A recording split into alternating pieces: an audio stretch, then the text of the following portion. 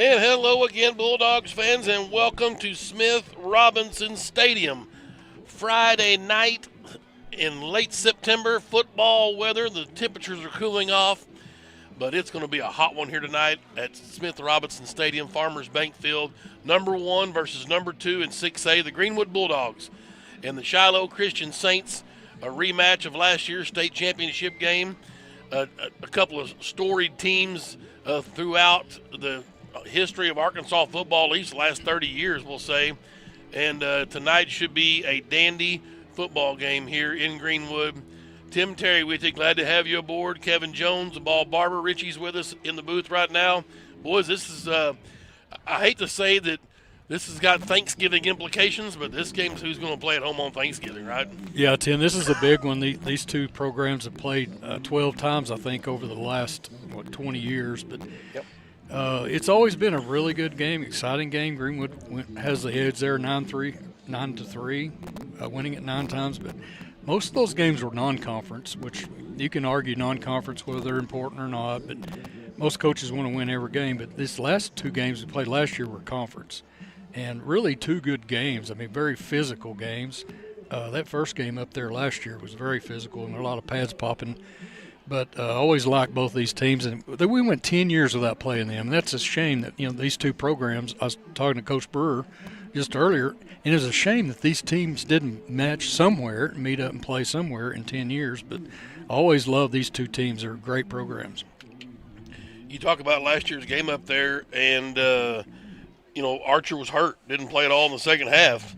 Goodwin came in, threw 2 picks right out of the gate, and you're thinking, oh, boy. And he settled down.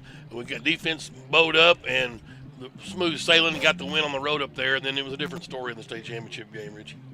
Well, we knew that they would come out in the state championship game. Of course, we knew we'd have Kane back. Looks like we scored 61 points in the state championship game, and we won that one fairly, and both the Archer boys had great games in that one.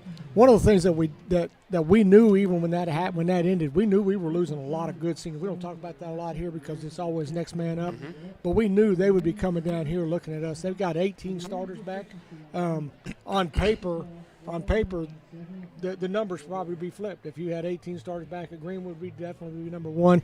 But they're coming down here to we got 71 at home tonight too. So we're looking for 72, and these guys looking to spoil all that. But I remember a coach come down, for an old former coach, come down here with the Fayetteville Bulldogs one time, and he said, look at them boys coming down out of the locker room. He said, those guys, I want you to know, they don't look like much. But there ain't a boy out there that thinks that they're going to lose tonight. And that's the one thing that Greenwood has that you can't take away from them. When you pull up here, you're doubting yourself. I don't care who you are or where you're from. Well, and again, we've lost another eye test battle. Shiloh, them boys look pretty big coming out in pregame, but it's all about the X's and O's sometimes, and not the Johnnies and Joes. But we've got both. Coach Young here in his 6th season has been to the state championship game all 5 years that he's been running the show.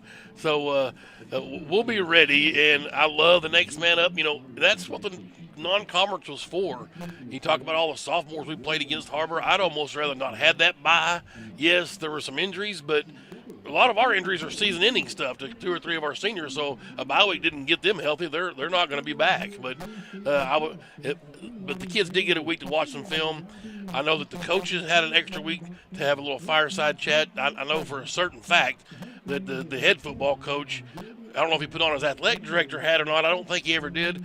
But he got the coaches together and said, we're going to have to change some things. We're going to have to get down. It's football season time. And so everybody got kind of refocused. So I'm super excited to see how this is tonight, how we look. And really at the quarterback spot, the whispers about maybe Archer a little banged up. We'll see. So it should be a good night for football. Great crowd, everybody rolling in. You got the chili cook-off for the baseball team going on. And obviously Shiloh's going to travel well. So this should be a fun night for football. Hopefully the folks out there in TV land will get to enjoy it. And, we've circled this one after the state championship game last year. You just knew it was coming week 4. And, and I'm that guy that says something about Thanksgiving Day, but this is it. It's really for a conference championship, and who's going to be at home and road in the semis. Yeah, and we could meet up with them again in Little Rock. Correct, absolutely.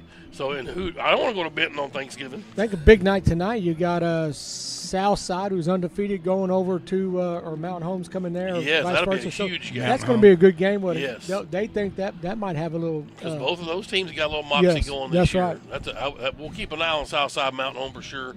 I think Van Buren's got Russellville, and that would put Lake Hamilton with Siloam tonight. Well, we talked with head football coach Chris Young earlier, and we will go and check in with him right now and see what his thoughts are on the bye week and preparing for tonight's football game. You're listening to Greenwood High School Football. We're back here in the pregame show, and it's my pleasure, as always, to be joined by the head football coach of the Greenwood Bulldogs, Chris Young. Coach, you set up your non-conference to kind of litmus test your team, get some guys out there, see what we've got for the meat and potatoes of the schedule, which is your conference and postseason. I thought, obviously, we scheduled 3 great teams, got a couple really tough games. What did we learn from the first 3 games? Yeah, I think we learned our kids will fight. We haven't had adversity like that, Bentonville West and Springdale Harbor, in a long time. And 2 close games. 2 games were down in the fourth quarter, and 2 games our kids made a decision to come back and fight and find a way to win the game. So, obviously, plenty of mistakes that we made coaching and playing, and we had plenty of stuff to work on during the bye week. But the positive thing was we had kids make plays at the end of the game, win a ball game against a good Springdale Harbor team. They're big and physical, and we're able to line up with 2 tight ends and cause some issues. But our kids found a way to win, had some guys make special plays at the end, and that was the biggest thing, I think.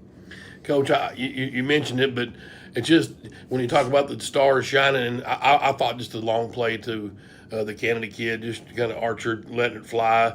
It's almost like he's better in traffic than he is out on his own with the Kennedy kid. Yeah, Braxton is making some plays for us at an early age. We don't have sophomores normally making those plays. He's a unique talent, can go catch the ball, can get out breaks in one step, and he's just learning our offense still, and I think you're going to just continue to see him get even better, and he's got some ability to do some stuff when you give him the ball in space. And we're banged up, Coach. You're going to need all your receivers, and you got a really deep receiving core. I think kind of some lunch pail guys, the Blands and the Rennicks and those guys. The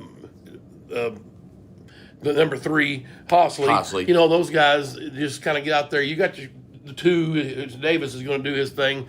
But everybody just got to run the right route. Yeah, Cooper Bland's really come on. His 3rd year starting ball games, and he's going to have a big game, whether it's tonight or the next night. He has the ability to really catch the ball well and make plays after the catch. He's also great without the ball. A really unselfish player, so happy for him. Hosley, like you said, Webb, Rennick. I think you'll see all those guys tonight. And, the biggest deal with those guys is who's going to be great without the ball. Obviously, we want to get the ball to Champ, and we want to get to Canada, and we want to get to Bland. And those other guys can make plays as well. But they got to be great without the ball blocking in space. Coach, how about the running game? I mean, you've got a two-headed guy back there, Raggio. You got 17 Dunbar, but do you want to try to balance it, or what do you see from Shiloh? Yeah, well, we've got to be able to run the football against those guys for sure. I don't think they're quite as physical up front as they were last year. Lost Big 31 that's playing at Tulsa, and the 42 that went to Harding, 2 really good football players. But they're not as big, but they are physical, and they play downhill and very well coached. They do an unorthodox defense. They can cause you problems. They try to make negative plays, put you behind the sticks, which we don't like. So it's going to be real important that we're able to run the football. Mario and Wesley have got to play better, but I tell you what, our offensive line's got to play better. I think it's one of the disappointing things. As many points as we scored the first 3 games, I've been disappointed in the play of our offensive line, especially in the run game. They've done a good job in pass protection, but we got to be physical. We got some big guys up front, and with those 2 backs, and then Champ will hand him the ball some as well. We got to get better in the running game for sure. All right, Coach, we'll take our first time out, and we'll continue here with head football coach Chris Young. You're listening to Greenwood High School Football. In this part of the country, it's a way of life. You're going about your day without a cloud in the sky.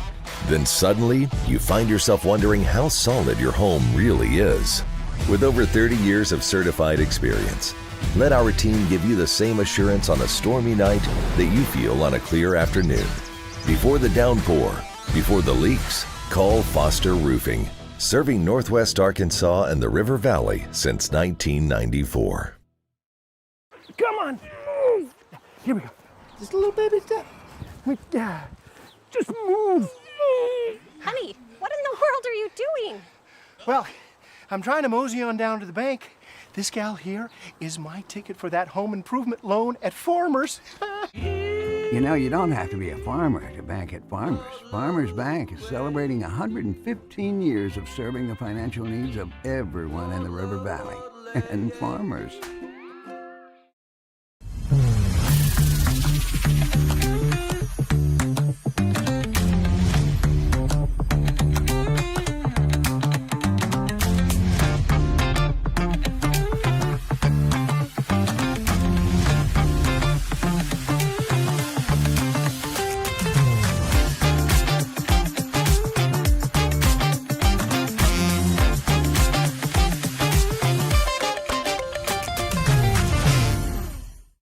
We're back here in the pregame coaches show, sitting down with head football coach and athletic director Chris Young. Coach, we talked a little bit about Shiloh, but decision making, I guess, also from your quarterback.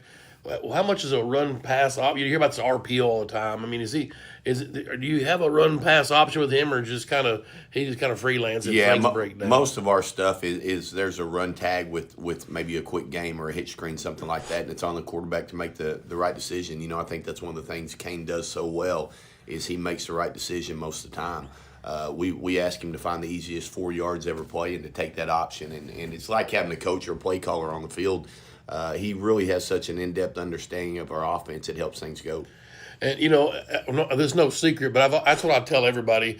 Greenwood tries to get 4 yards every play. I mean, because that 3 plays, that's a first down. If you just want to keep the chains moving, the long yardage plays are bonuses, but it's almost that simple, right? Yeah, we want to be consistent. We don't want to get in second and long and third and long, and we're not at our best when we get those down distances. A lot of teams will get second and 1 or second and 2, and they want to take a shot. We just want to make first down because we think that gives us 3 more plays. So really want to focus on taking what the defense gives us, whether it's a hitch screen or a run or sometimes it is a deep shot, just taking what they give you advantage. And you talked about defensively, they play a lot of zone, man, in the defensive backfield. Yeah, they're going to bring chaos. They're going to have 6 guys in the box run around, lined up 5 yards deep, and just running everywhere, and then they'll have safeties, and they'll roll them down or they'll bail them back. They'll leave guys wide open in the secondary. The key is, can you find those guys before they hit you in the throat? So, like I said, they're willing to give up a 20, 30-yard play, hoping they can get you 1 out of 3 times. And if they do that, they're going to be successful. So we got to get a hat up front. I think our scout team was awesome this last 2 weeks, giving us a look. I think our assistant coaches did a good job preparing our kids for what they're going to see. And now we just got to go out and execute. Can't turn the ball over. I think that's the biggest key. All right, Coach, we'll take our last time out. We'll finish up here with head football coach Chris Young. You're listening to Greenwood High School Football. I'm Josh with Vision Exteriors. If you're concerned about the storms over the last couple years and the effects they've had on your roof, or the endless maintenance on your siding, or the energy efficiency on your windows, just give us a call or go online, schedule an appointment, and we'll be out there. For over 22 years, Lumber One, locally owned and operated, servicing the River Valley and Northwest Arkansas commercial and residential building supplies. From lumber to windows, roofing, and a door shop for all your exterior and interior doors. They've got trim, hardware, and more. Whether you're a builder, remodeler, or do-it-yourself, Lumber One has got what you need. Lumber One, located off Industrial Park Road in Van Buren, where service still matters. Lumber One says, go Bulldogs. At Laster Eye Center, we focus on more than your vision. We focus on your experience with the most modern eye exams and procedures for the entire family in one convenient location. We focus on how you feel, diagnosing and treating a whole range of vision conditions and eye disease. We focus on what you care about, finding the right combinations of frames and lenses so nothing prevents you from living your best life. Laster Eye Center, we focus on more than your vision. You'll see. Back here at the pregame coaches show with head football coach Chris Young. Coach, we've played these guys 12 times over the years. I think 2004 was the first season, and we're 9-3 against them. Obviously, that's a pretty lopsided record. Obviously, this is a rematch of last year's state title game. Played them in the regular season last year at their place. So a lot of history. Man, we're talking 34 state championship game appearances between the two programs. Two of the most storied programs probably in the state in the last 25 years. So this is a huge game, 1-2 in the state. It's really for maybe a conference title. We're banged up a little bit though, so it's next man on deck kind of deal. Yeah, it is. I tell you what, we're launching a new app today called Greenwood Bulldogs. You need to all get on and download that. It'll have roster for every sports schedule, but you're going to need your roster tonight because you're going to see some Bulldogs out there, some numbers that you hadn't seen this year. We're beat up, and that's part of the game. We're not going to use it as an excuse. It's next man up, and we're going to give some kids an opportunity tonight to play that hadn't played this year. And so we expect them to go out and perform and do what they're coached to do. You know, Shiloh's in a similar situation. They were beat up. I know last week they had 5 or 6 guys out. So I think a big key to the game is who's going to be healthier when the game kicks off. And we've got some kids we're still waiting on to be game time decision, and I'm sure they do too. But, you know, we're not going to make excuses. We prepared with who we have available, and we're going to go out and play hard. Coach, so now I ask you about the JV action. Now that's what that Monday nights are for, to see the guys that maybe you're going to need in this kind of emergency break glass deal. Yeah, I had a great game Monday night at Alma. Played really well, beat Alma 28-6, and got a lot of guys some playing time. And that is an opportunity in a game environment where we can see what kids are able to do. Sometimes you go and you play your twos, and then sometimes you go and you play, you know, guys that aren't getting as many reps. So it's definitely developmental for us and gives us an opportunity to see what those guys can do. Coach, huge one tonight. Good luck. Thank you. All right, that's head football coach Chris Young. Big game tonight, biggest game in the state. Greenwood #1, Shiloh #2. This is really for the 6A West here tonight in the middle of September. Come back and join us for the kickoff. You're listening to Greenwood High School football. Greatness doesn't happen overnight. It takes time, focus, and dedication. At Shelter Insurance, we understand that because we put in the hard work and dedication for decades. And that commitment is paid off with award-winning customer service for your auto, home, and life insurance. See Shelter Agent Jason Hill in Greenwood and ask about Shelter's competitive rates. Hug Chevrolet Buick GMC in Charleston are unloading every week. To see what is arriving next, you can visit hugm.com, HUGGM.com. The Hug family has made car buying an enjoyable experience for over 80 years in their spacious showroom in Charleston. Don't pay too much on your next vehicle. See the Hug team where you don't pay extra dock or prep fees. Hug Chevrolet Buick GMC on Main Street in Charleston. Hometown sales and service since 1937. At Randall Ford, we believe in more than just selling cars. We're committed to driving our community forward. For over a century, we've been here, supporting local businesses, sponsoring youth events, and giving back to the place we call home. Because we're more than a Ford dealership. We're your neighbors, your friends, and your biggest fans. From hometown parades to Friday night lights, we're proud to be part of those moments. Randall Ford. We are the River Valley. And we welcome you back to Smith Robinson Stadium. Huge game tonight in the 6A division. Obviously the game of the year, and maybe in the state. I'm not sure what else is going on around the state. We kind of talked about some other games before Coach got on, but I mean, it doesn't get any bigger than this. Anytime you get a rematch of a state championship game, that's always a good time. But then you look at this. These two teams have been 1-2 in the state since the season started in 6A. Greenwood's got up, I think, to second or third and overall in a couple of polls. But with a good win over Harbor and Bentonville West, they're both in the top 5 in the 7A class.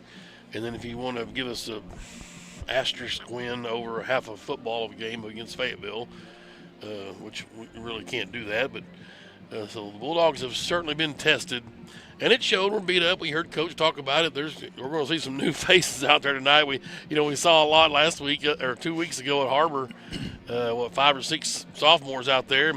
I mean, hey, I know they're obviously a little smaller, maybe a little younger, inexperienced, but you got a G on your helmet, and you grow up real quick. And you talked about them. You had an extra week to kind of get them guys prepared.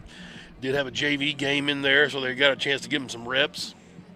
Yeah, if you are a 10th grader, I remember when I was a 10th grader, I got to put in the game of Coach Lunny at Paris. And we were playing all the trustees that were 7 foot tall and weighed 300 pounds. But there's really a aura about that. You're on level 9 as far as your adrenaline out there and your mind's racing. But, boy, first time you get hit in the mouth, that's gone. Yeah. So I think a lot of these 10th graders are going to get a look out here as a really good football team. Once they get hit, I think all that's gone. Now they got to get past all the crowd. But I like my chances here. These guys are ready. They've been waiting their time. It's like this every year. And this program can withstand some injuries along the way and still keep their feet churning and keep pushing.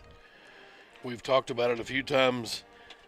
This is the 12th. This will be the 13th meeting between the two schools. Greenwood 9-3 against Shiloh. This thing started Coach Jones's first year in 2004. Yep. You know, we kind of were looking for it when Peacock came in, and you had Malzahn up there. You were kind of hoping those guys might get together, but it never happened. And then Malzahn left, and then Coach Jones came in, and so we got the 10-year run with him there on the non-conference schedule. But it's always good to see these two schools get together, and really excited about tonight, a rematch of last year's title game. We're going to take a quick break here, and we'll leave you with the Pledge of Allegiance and National Anthem, and then we'll get back to you and we'll talk more about this series between Greenwood and Shiloh Christian. You're listening to Greenwood High School Football. In preparation for a moment of silence, our Pledge of Allegiance and the National Anthem. The Air Force Junior ROTC program is led by Major Lewis Clark. Commanding this evening's performance is Cadet Noah Brown, assisted by Caleb Schaefer, Yadiel Garcia, Reed McMullen, Grayson Stevens, and Gavin Fry.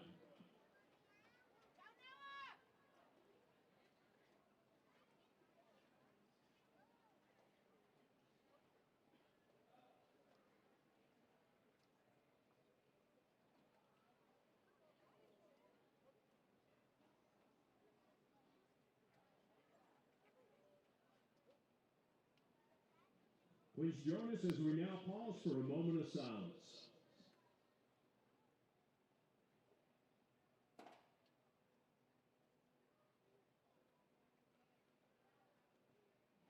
Thank you.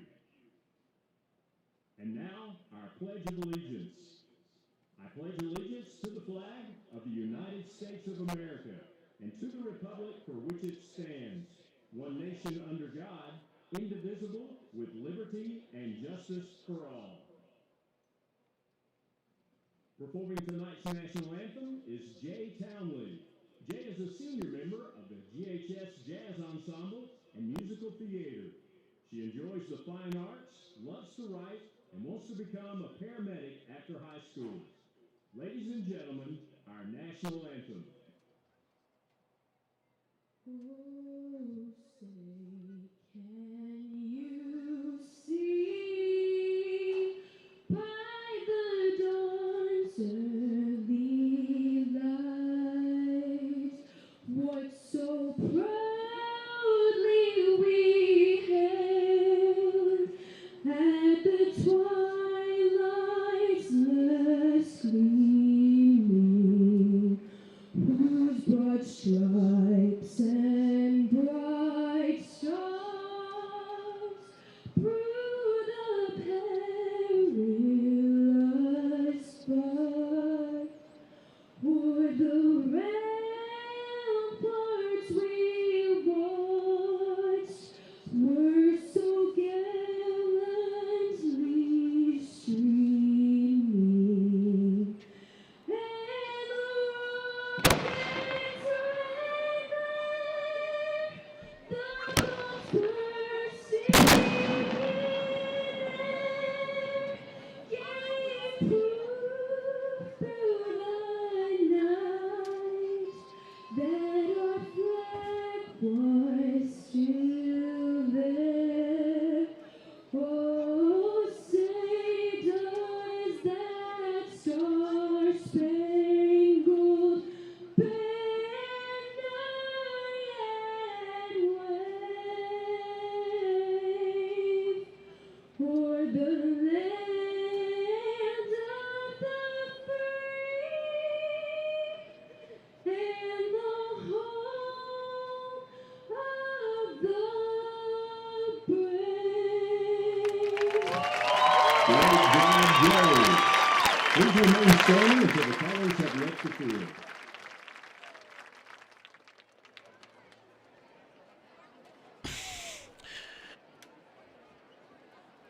About this a little bit last year.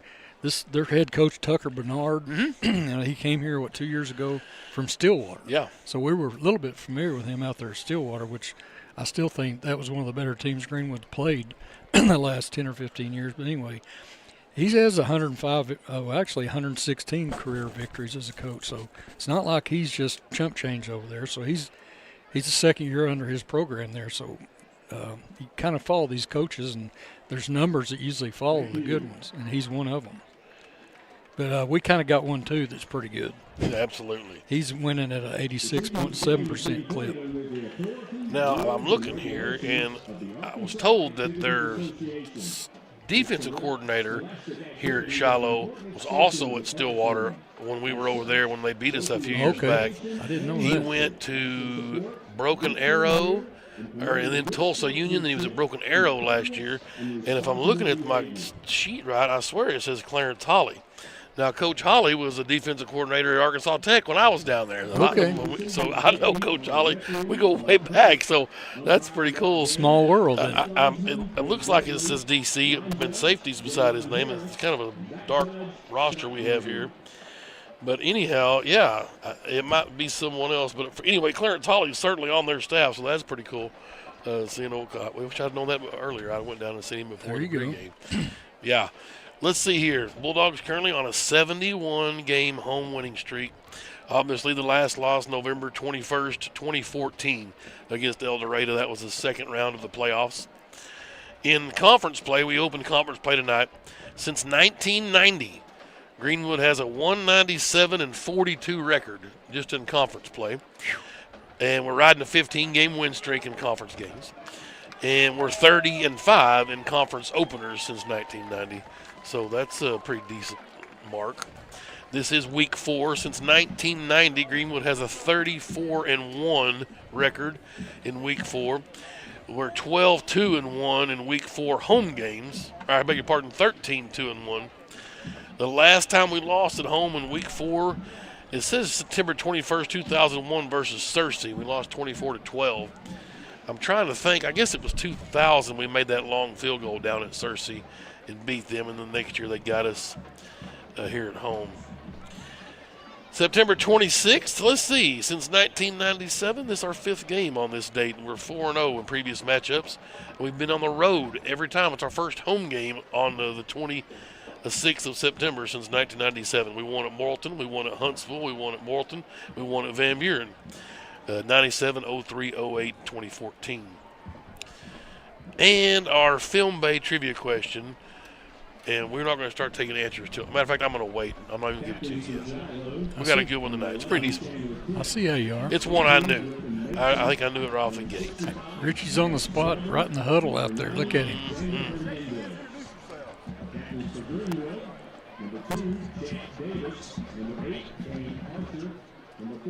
Well, we've got Mike Gillum in London, England watching. London, England. Yep. I think that may be our first United Kingdom showing. I've got some too. I'll tell you a little bit later. Wow. I can beat that one. Right. Both of our names are Mark. And so if you need something, come talk to Mark. All right, we'll be glad to help you. No crosstalk though. You handle your team. Fair enough. Okay. You guys are the business. You're going to call it in the air, heads or tails. You repeat what he says so everybody's on the same page. Ready? Here we go. Tails is the call. Heads, we're going to defer. Fantastic. Right on cue. Richie don't need to stick around for that one, does he? No, I already heard him say it. He said we're going to defer, we'll receive, we're going to defend this end zone. Archer, Taylor, Davis, and Johnson, the captains for the Bulldogs.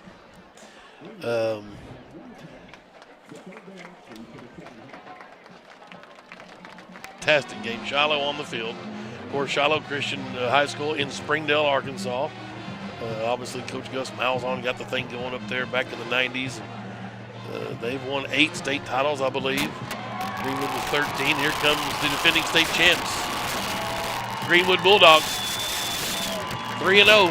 Shiloh's 2-1. They lost to Lincoln Christian, a big powerhouse private school up in the Tulsa area. And unfortunately took out maybe their best player, Griffin Mason. You saw him out there in street clothes, number 18. A really good player, and hate that he's not here. Obviously, both sides have injuries tonight, so you're going to see who wants it more from off their sidelines really tonight with some backup players and the like. And I don't have a problem when it comes down to coaching. Of course, these two great coaches you talk about, Tucker Bernard. Quick shout out to the mayor, Doug Kinslow. He's already got us tuned in. Yeah, you talk about staffs. I was talking to Dad the other day. Greenwood staff's fantastic, top to bottom. I would put them up against anybody in the state. They're really good at what they do. Their position coach, we were talking about with Leland Barclay before the game there. Coach Gill, co-head coach, defense coordinator, probably one of the best defensive coordinators mind in the state. We are underway as the sun sets, 78 degrees at 7 o'clock at the kickoff from the 3-yard line. Shiloh working right to left, running room across the 20, and he's drilled there at the 20. Good stop tackle for the Bulldog coverage team. Up off the pile is my man Dickinson. No, I'm sorry, that was Sayedeth. No, it was Dickinson, 24. I'll get the 34 and the 24. Well, here come the Saints. It'll be a first down from their own 21. Shotgun formation. And it looks like it's Cole Creighton out there, number 6. We thought 15 would start at quarterback. Well, there you go. But number 6, Cole Creighton. Yeah, Bodenstein was their starter up there last year. Trips to the left. Here we go. They'll bring a man in motion, empty the backfield. That's Chandler Kemp, rather. And a low snap. Pass time. We're going to go up top for it, all right out of the gate, and incomplete. He had it. Yep. My man Drew Dickinson in coverage. Shelton was back there with him. And Chandler Kemp, a senior, 5'11", 178. I like no glove on Dickinson. No more club. Right, talked about that with Coach Young in the pregame. He said he's finally got that club off, so we're ready to go. 2nd and 10 from the 21. Quick snap. It's high. It's bobbled. It's a direct snap, and down he goes. Bulldog defense swarming back there. Hudnall for sure back there with Foster. They tried to snap it directly to number 0. Max Eldridge. 3rd and long. Yep, that's what you want. 16, 3rd and 16. Quick 3 and out would be fantastic. Yep.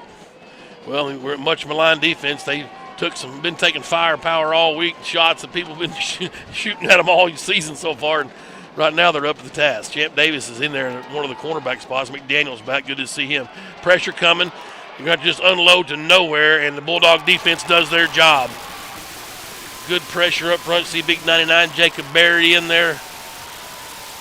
Hudnall, Sayedeth. Cody Johnson was worried about his health. He looks like he's out there getting after it. Dobbins, of course, at a safety spot, or a cornerback with Thornsberry out there. Looks like 13 Canada's getting some reps, too, in the defensive side of the ball. So him and Davis doing some double duty. Davis back deep to return. Obviously, we come from a squirrely formation. They'll come line up, getting a normal punt deal. And is that the quarterback back there, 6 to punt? It's away. It's a low line driver. Davis feels it. Got a nice hop at the 45, and he'll be upended right there at his own 45. Well, defense did their job. Here come the Greenwood Bulldogs. And up front, it's the usual suspects. Jackson Cepeda over here at right tackle. Hal Davis at right guard. Fujibayashi at center. Akira. That is Cody Taylor's at left tackle. Who did I miss at left guard in there? 58. That's 58. It's Alex Vanderwatt. Here we go. Archer with Bland offset, and now Davis comes up beside him in the backfield. They'll bring Canada in motion, and Archer's got it and gives to Champ Davis first call. He's got running room across the midfield stripe, picks up 9 yards, 2nd and 1. And we may see a steady diet of Champ Davis. Be curious to see how much he runs the ball tonight. Archer, they gave him 8, so it is 2nd and 2. Across the midfield stripe. Same formation. Champ scoots over beside Archer. Bulldogs working left to right on your radio dial towards the south end zone. First drive, clock running 10.5 first quarter. Archer to throw, that ball swatted down. That was dangerously close to going the other way. Rennick was the intended receiver. He was trying to hit Rennick over in the flat. 3rd and 2.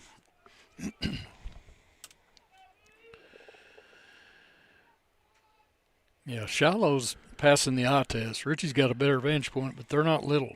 We saw Pulaski Academy do this in a state title game. This get way back off the line. They'll kind of run up and get your offensive line to move, so the boys have to stay stationary. Davis gets the call. He comes around first down yardage to the 43, and we may be seeing a lot of that. 5 more yards for Davis, 2 carries, and the chains move. That's the beauty about getting positive yards on first down. They went for a big one, missed it, put them behind the sticks. We were in front of the sticks on 2nd and 2. Dunbar checks in. Rennick comes out. Davis goes to a receiver spot. We go twins right, twins left. Archer waits. Now he's ready. Barks out the blocking procedures and assignments for his boys. Moves Dunbar to his right side. And now he's got the snap. Dunbar gets the call straight ahead. He's hit immediately, but he'll get 2 yards to the 41. That'll be all 2nd and 8. Certainly some action in the middle. There's some pads popping from these guys. Big number 50, that's Matt Kimbrough in there for Shiloh. 44, also Aiden Pullen. Twins right, twins left. There's Rennick back in there. Davis back in the backfield. Archer on 2nd and 8, clock running.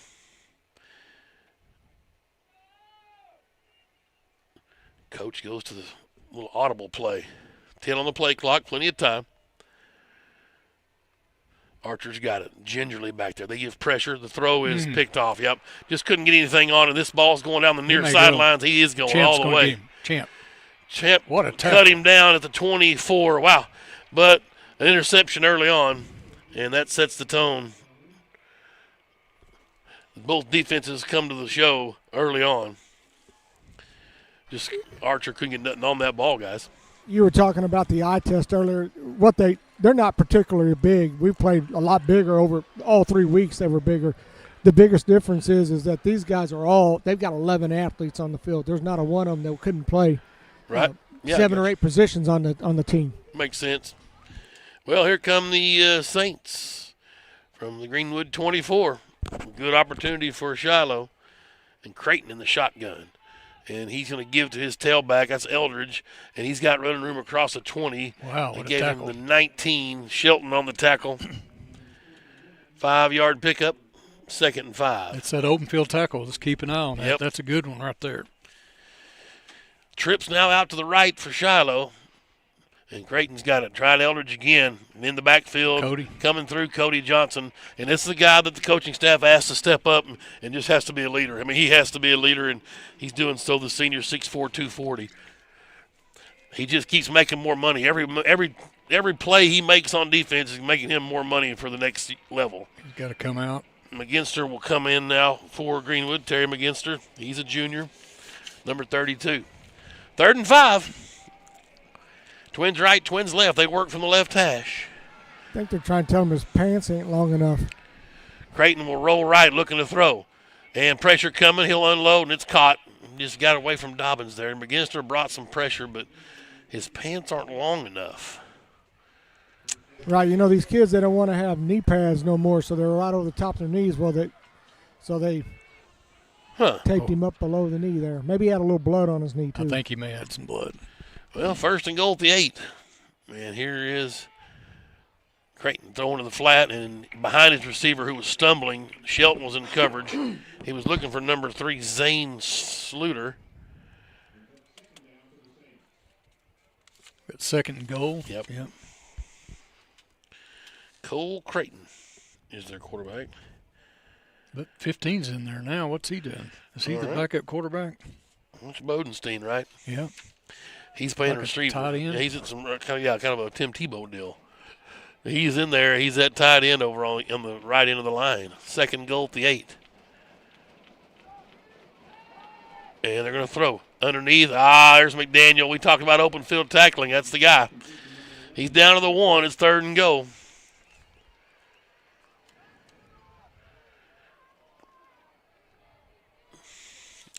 Quickly to the line they go. Creighton gets the boys lined up. And he'll give to Eldridge, and he will get in for the touchdown with 7:38 to go in the first quarter. Shiloh strikes first, capitalizing on the interception. I saw Landon Parker running off there. We talked about some new faces we're going to see. Parker's a senior, but it's all hands on deck. 7:38, a 1-yard run for number 0, Eldridge. Now we're substituting the extra point teams. Not only are we shifting and lining up weird, we're substituting the whole thing. No comments. Come on, I can't get one. Yeah, it's always the private schools. I guess they have extra time to practice all this kind of stuff. PAT's blocked, and so we'll take that. Yep. Maybe you should have left the other squad out there. So the third phase, you got to win that. See if we get a little better showing from our offense. We'll take a quick break here. Greenwood trailing 6-0, 7:38 to go. You're listening to Greenwood High School football. Come on, move. Here we go. Just a little baby step. Just move. Honey, what in the world are you doing? Well, I'm trying to mosey on down to the bank. This gal here is my ticket for that home improvement loan at Farmers. You know, you don't have to be a farmer to bank at Farmers. Farmers Bank is celebrating 115 years of serving the financial needs of everyone in the River Valley. And Farmers.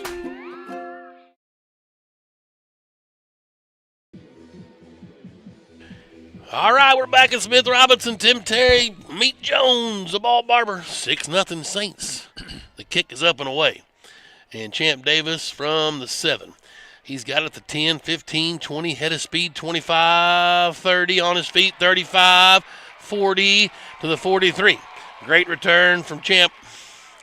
The Bulldogs are in business. Offense getting their second chance.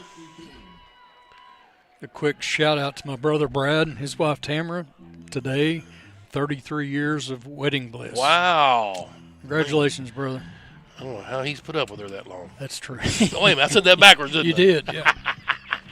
Oh, I love those two. Bulldogs right there. They are. First down. Here's Archer. In the shotgun, Davis behind him. He got Bland back there with him, and they discuss some stuff before the snap. Davis moves over to Kane's left. Here comes Hosley in motion. And Davis gets the call. Cuts back, looking for room. 45, still on his feet, midfield to the Shiloh 45. 12 yards and a first down. We almost broke that one, Timmy. He certainly can run hard. We got a timeout on the field, and he did break something. Is that Champ? I think it is. Kind of one of them sideways hops, like a hip pointer kind of thing. I don't know what it is over there, but that's kind of what it would look like, kind of stepped hard on us, sitting sideways. Well, that was plan B, letting Davis do a little extra running. Now, we've obviously got Raggio. We've got Dunbar, those guys. So hopefully this isn't a super bad injury, and we're going to have to, because we have to have him at receiver as well. Now, we've played a few games. He was injured earlier. He's up. He's going to be all right. He's up. Taking it slow, nice and easy. Well, I've said it everywhere I could ever say it. He's the best non-quarterback in the state of Arkansas. People better start paying attention. Best player. It's a fact. He's really good.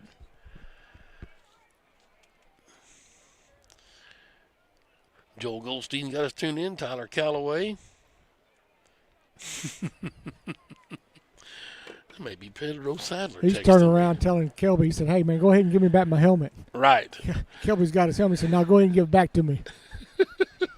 Well, here we go. First down at the Shiloh 45.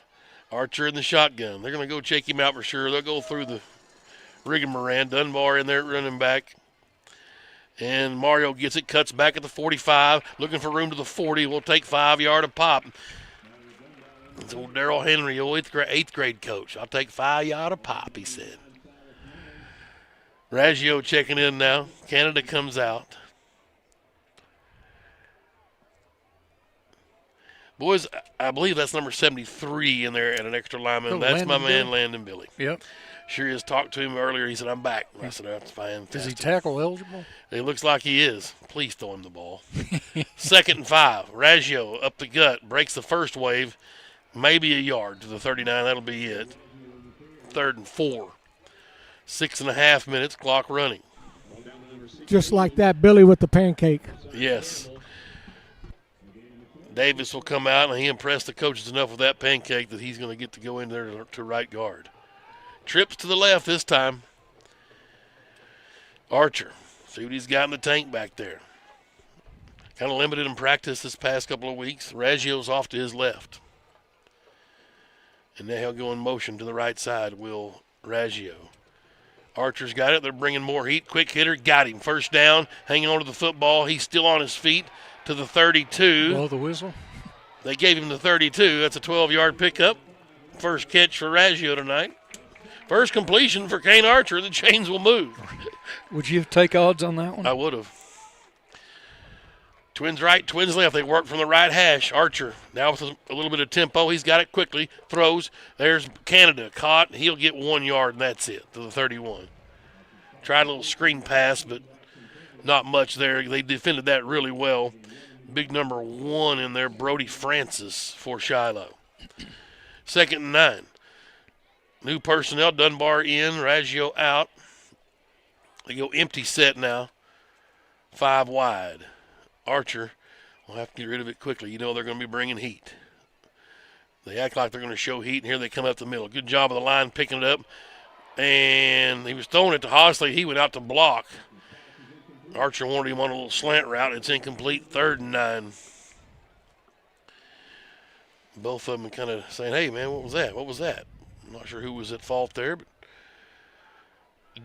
Davis checks back in, Dunbar out. Quick shout out to the daughter, Taylor. She's watching us down in Camden. Yeah. Her and her dog, Ziggy. Yes. Taking in the dogs. 3rd and 9. Trips left. Archer not been real comfortable. And they're going to do some personnel changes. Dunbar will come in. Rennick will come out. Archer to throw. Looks left, back right, now back left. Has time, now unloads. Can Canada get it? Oh, what a catch! They say he dropped it. He did drop it. Climbed the ladder and couldn't hang on. Woo. 4th and 9 in no man's land, so probably going to see us go for it here. Got to go here. Yep. Offense stays on the field. 4:57, clock stopped. Canada's pretty good at being a human highlight reel. That would have been one for the books there, but just couldn't haul it in, and we'll try again here at the empty set. They've been bringing pressure. The defensive guys, Eldridge, he's hollering somebody guard 17. And Shiloh's going to need to call a timeout, or did we call it? Yeah, Shiloh did. They were not where they wanted to be defensively, and Greenwood on 4th and 9 gets them to burn a timeout. We will stay right here. All right, Tim, I got one shout out for you. Harold and Patty Smith have us tuned in. Check this. Pretoria, South Africa.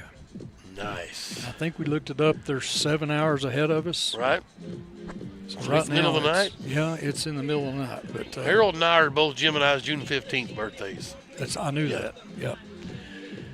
Dan R. Palmer's 89 today.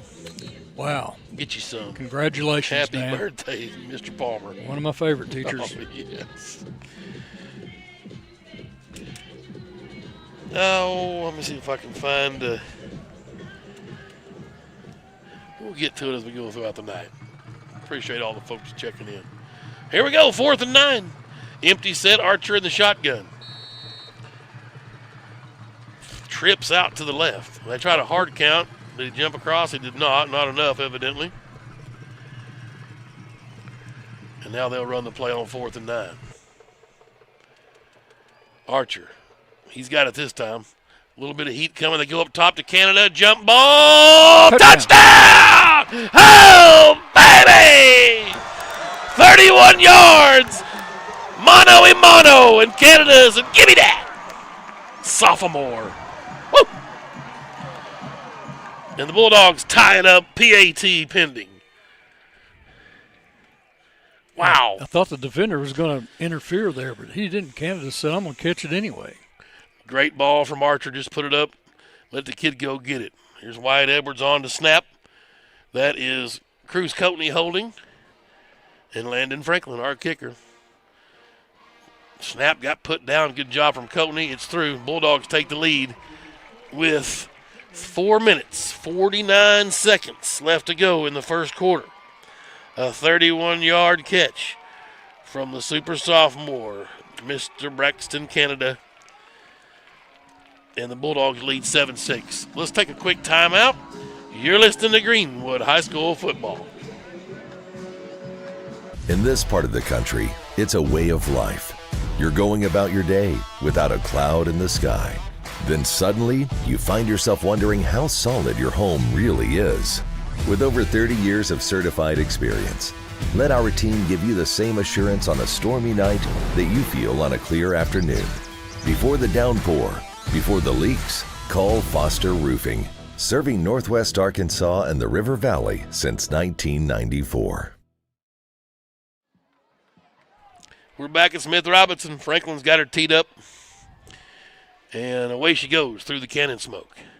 And this one's going to get into the end zone. It did. Just caught in there. Touchback. Good kick from Franklin. Hey, dead wind, too. No wind aid on that It's one. nice. You see 45 Landon Parker with Johnson out there. Sayedeth. Hudnall. I think I saw Hudnall's mom at Casey's on the way in. She had a 54 button on, so I'm assuming it was her. Maybe the sister. I don't know. Good guess. I hate to say something to people. I don't really know any of these kids anymore, really, and certainly not most of them's parents. But I know numbers. Yeah. Put your jersey on. I know you. Yeah, here's Creighton. Quarterback design run around the right side. He's got room. Across the 30, still on his feet. Foster, nice job of running him downfield. But a good gain for the Shiloh quarterback to the 23-yard gain. Bad news is, won't be long. We'll be knowing their grandkids. Yep, you're right about Grandparent. that. Yep, you're right. That's true. I'm already there, fellas. Yeah, me too.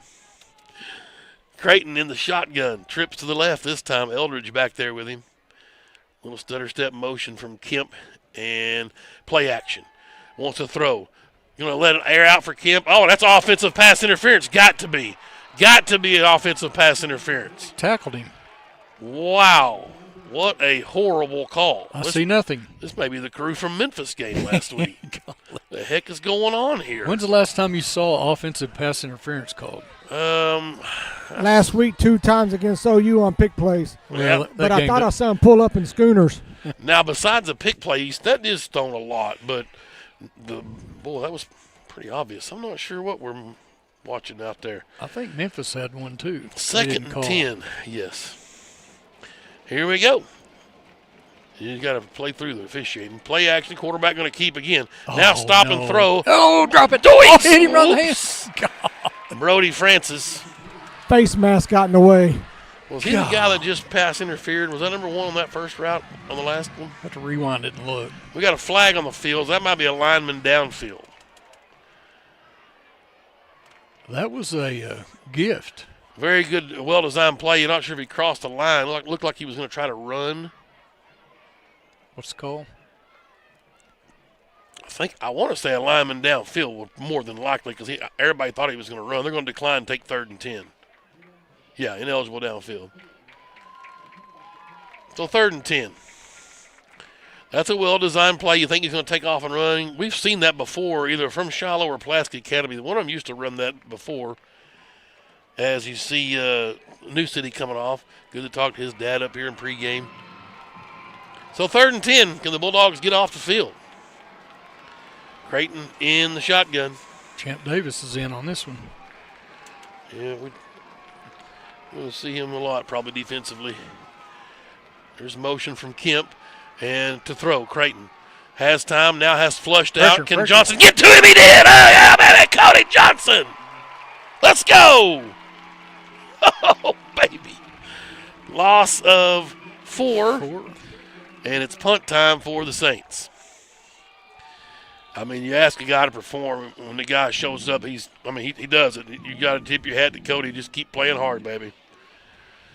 Now they come out in a wide formation. Obviously, they have to have 4 off the line of scrimmage, and you see those 4 guys, the punter. Now they'll come together into a normal punt formation.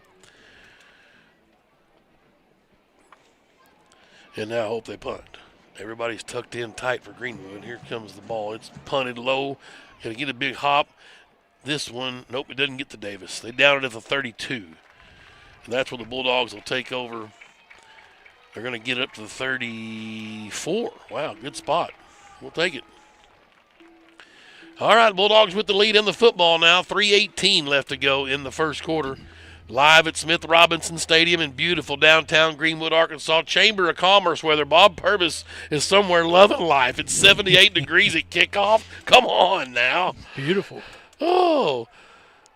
And number 1 and number 2 of the state, head-to-head right here. Here's Archer in the shotgun. Dunbar back there with him. They try a little hard count, and they don't budge.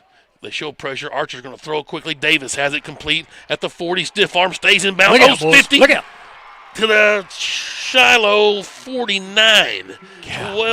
17 yards for the Bulldogs, and the chains move. That's the first catch for Davis. We've got an injured Saint. He was down back behind the play and may have got pancaked back there. He's down at the 35. Walking a tightrope down there, wasn't he, Richie? I'm going to tell you, Stevie Ray Vaughan. Dunbar did a great job setting the seam, setting the edge on that. The defender thought he had a beat on him. Dunbar came up and hit a thing, and he said, well, hey, watch this. I'm going to hit the brakes. He's going to fly right by. Oh, there's our first Top Gun reference. Well done. Yes. I guess we need to try to get a Top Gun quote in every broadcast. I'll try to work on that the rest of the season. If anybody can do it, it's you. Talk to me, Goose. I mean, we'll get it in there. Well, their player's up. That's number 16. He's gimping on that Josiah Campbell. Right knee that's been wrapped. So we'll hate to see knee injuries. I know, especially these young kids, dang it. Yeah. All right. That's what's called artificial turf. That's what it's good for. Did you go there? I'm a world-renowned turf antagonist. Everybody's no secret. I think we've known that.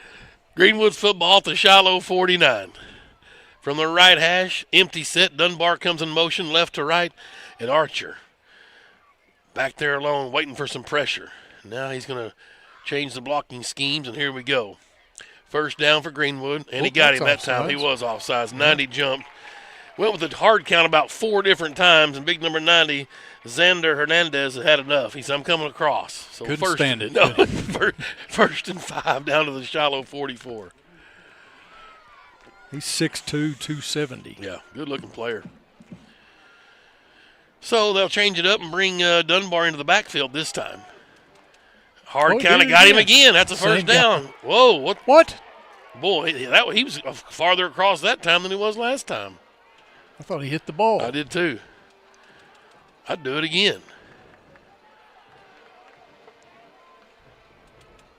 High snap. Dunbar's got it. Cuts back against the grain. He'll lose a yard.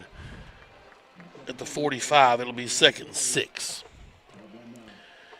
I don't know if I wouldn't hard count every play. Just 5-yard them down the field. Yeah, or get under the center when they back up 5 yards, snap it, and everybody go. Yep. You're going to get 5 yards. Yeah. Shotgun for Archer. Dunbar off to his left now with trips out to the left, the wide side of the field. Moves Dunbar back to his right side now. And here we go on 2nd and 6 from the Shiloh 45. Oh, quick hitter. There he is. Rennick with a nice grab. The old tight end dump. Still on his feet to the 30. Wow. Let's get it on. 15 yards in the first catch tonight for Braden Rennick. Got to have those guys we talked about in pregame, those lunch pail guys, the blue-collar guys. They just do your jobs. And Coop Bland still hadn't caught a ball, but it's coming. It may be the one that matters. Archer to throw. Underneath again, and it is Rennick Rennick, again, look at that. making men miss down to the 15. 15 more yards on the chains move. Party time for Braden Rennick. Back-to-back 15-yard receptions in there underneath. And Archer's getting a little mustard on that ball now. He's getting settled in. First down at the Shiloh 15. Minute 19, clock running here, first quarter. Twins way out to the right. That's Rennick in Canada. Here comes Hostley in motion to the right side.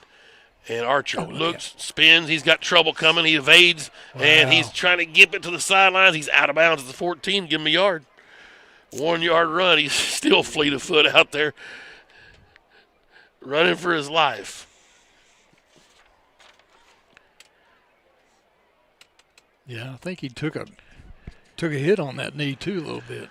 I can't see number 4 for Shiloh's name in our Sadler. Alexander Sadler, maybe? Salter. Okay. Alexander Salter. Okay. He had pressure back there, and he came out after the play. I hope he's all right. 2nd and 9 from the 14.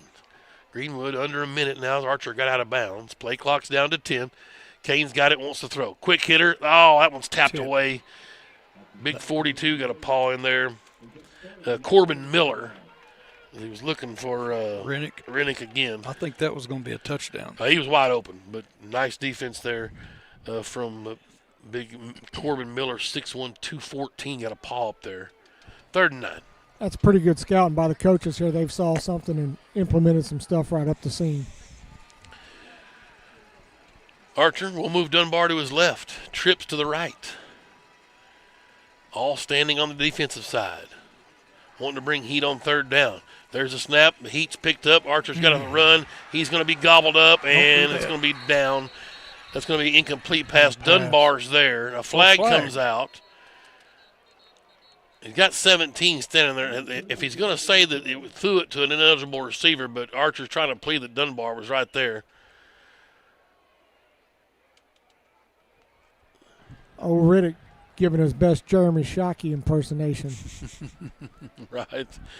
This should be interesting if they buy that Dunbar was in the pile. He certainly was. Now, if you just saw that play and didn't know what you were really doing, you'd say that was intentional grounding. There's no flag. Okay, so they're gonna give him Dunbar's little pitch toss to him. He just kind of got rid of it. That's a good break for Greenwood. Now, yes, there was a receiver in the area. Incomplete. Yes, so an incomplete pass. It's almost like a shovel pass. Correct.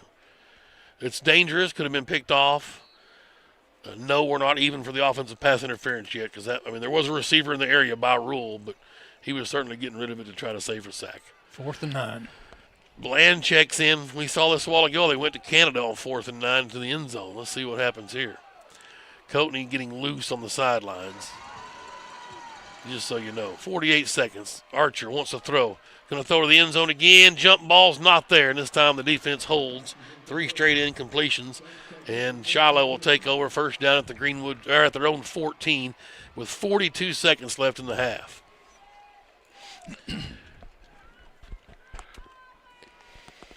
Well, we talk about injuries, and they're Griffin Mason. I mentioned him earlier. Their stud senior. He hurt his back, or I don't know if it's a neck or a back. He got hurt up there against Lincoln Christian, and he was their guy, or one of their better guys, and so.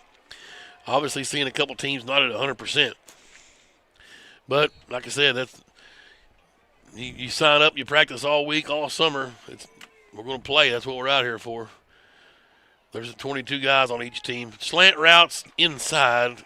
Good job from McDaniel covering the route as Creighton was looking for Big Kemp again, 2nd and 10. I think both defenses were doing some listening this week because this was supposed to be this big shootout, right? Right. 7-6. We're almost through the first quarter here, Yeah. Tim. What's going on? Yeah. Love it. This is like the old 5A West back when North Side and South Side and them were in the 5A. Here's a pass again. McDaniel, get in there, Blaze. Golly. This is no fly zone over here on the right side. Woo. That's the way you do it right there, Tim. Perfect. Bailey Thibodeau checking in. They bring in an extra defensive back, if you will, kind of a nickel look as Parker comes off. And he was open, too. McDaniel broke on the ball just in time and knocked that away. Yes, he did. 6 foot. What's McDaniel running? 5'7". Yeah, he's going up on the guy. Just a number, Tim. That's right. 3rd and 10. 33 seconds left. And they're going to roll left, try to throw. Underneath again, and it's caught this time. Just kind of threw it. Boy, that's a pretty good route. Good-looking play design. Ball was in the air before he came out of his break. To number 2. Again, one of those numbers in the black I can't see. First down. They're going to try to run more play before the first quarter's done. Cohen Beach. Draw play and up in the air. And the ball came loose. Man. Oh, boy. He tried to jump over defender. The ball was knocked loose by a whole host of Bulldogs, but Shiloh falls on it. And that's going to be the end of the quarter. It's 2nd and 1. They got to the 38-yard line. We played 12 minutes. Got what we're asking for, I think. We got a football game going on here. Number 1 versus number 2, live in Greenwood at Smith Robinson Stadium, Farmers Bank Field. Bulldogs 7, Shiloh Christian 6. We'll take a timeout. You're listening to Greenwood High School football. Greatness doesn't happen overnight. It takes time, focus, and dedication. At Shelter Insurance, we understand that because we put in the hard work and dedication for decades. And that commitment is paid off with award-winning customer service for your auto, home, and life insurance. See Shelter Agent Jason Hill in Greenwood and ask about Shelter's competitive rates. We are back here in Greenwood. We'll swap into the field. Number 2. Yeah. What do you say it was, Cody? I can't even see that on my roster. I can't do the first name, but it's Beach. Certainly Beach. Cohen. Cohen Beach. Cohen Beach. Right. Yeah, we've got a Xerox copied, and they've got it's probably a royal blue behind their names, and it turns black, and the numbers blend in with it. So Cohen Beach. We'll get him in there as we can. 2nd and 1. We flip in. Shiloh heading towards the south now. And Creighton in the shotgun. Eldridge back there with him. Creighton will play action, look to throw. The curl route's there, and the catch is made. Dobbins, good tackle, but first down to the 47. That was big Zane Sluter.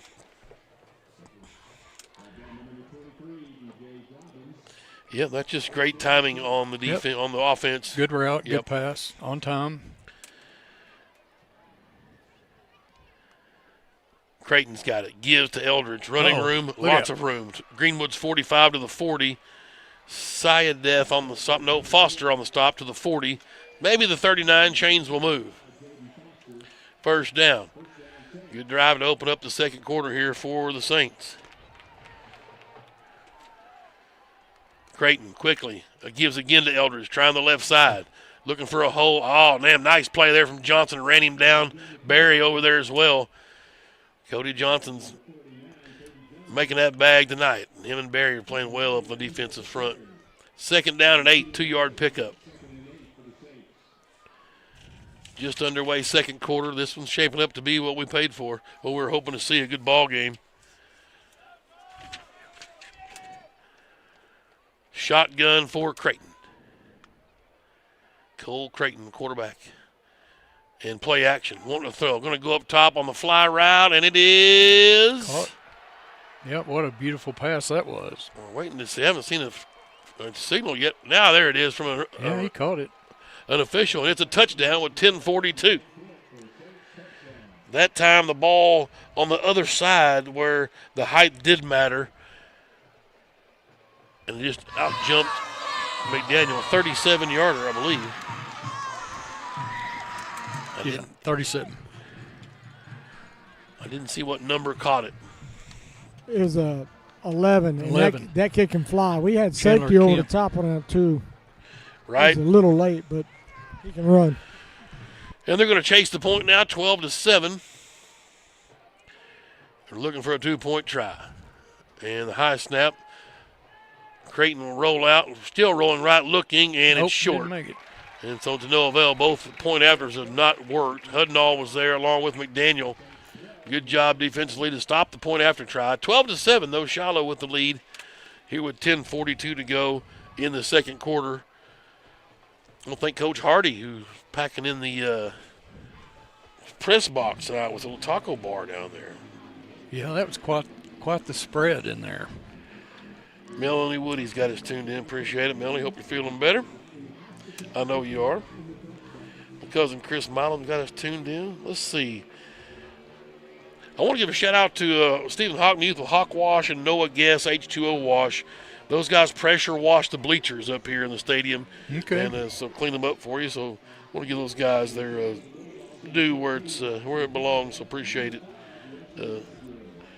Mr. Hockmuth, a good friend of mine. Shout out to your cousin Randy Earl.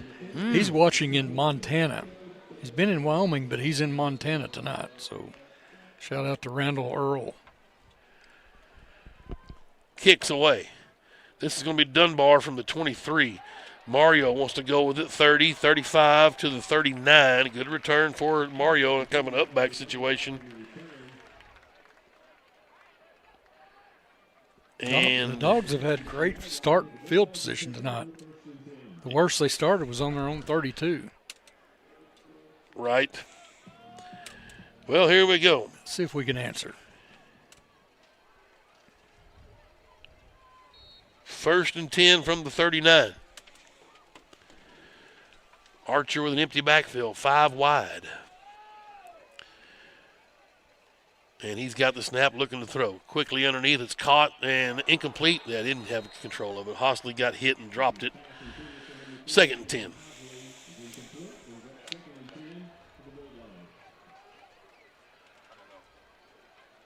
His leg may be slowed a little bit, but his arm's not. He's still got it right. 4 receivers to the right this time. And they're going to look on that side. Dunbar's got this one caught. Can he find a hole? He cannot. He gets to the 42. Let's see if they give him the 42. They do. That's 3 yards. So that's Dunbar's first catch of the night. Yes, sir. 3rd and 7. Working from the right hash. And trips to the left side. Dunbar steps up, going to help in protection. You know, they're rushing 5, and it's 5 on 6, and Archer step up through. Can he find room? He's got room. Limping across midfield to the 45 and 40, and out of bounds at the 39-yard line. Oh, baby. Golly. That's one-legged. 19-yard run for the Golden Boy. Kane Archer, the chains will move. Man. Yep. Don't anybody question his toughness. They gave him the 38, so it's 20 yards. Much needed first down. Absolutely. Right Trips left. Here we go. Archer in the shotgun. He'll give to Dunbar. He's hit immediately. Spins out of the first problem, but then pancaked by big 42 Corbin Miller. 0. No gain for Dunbar.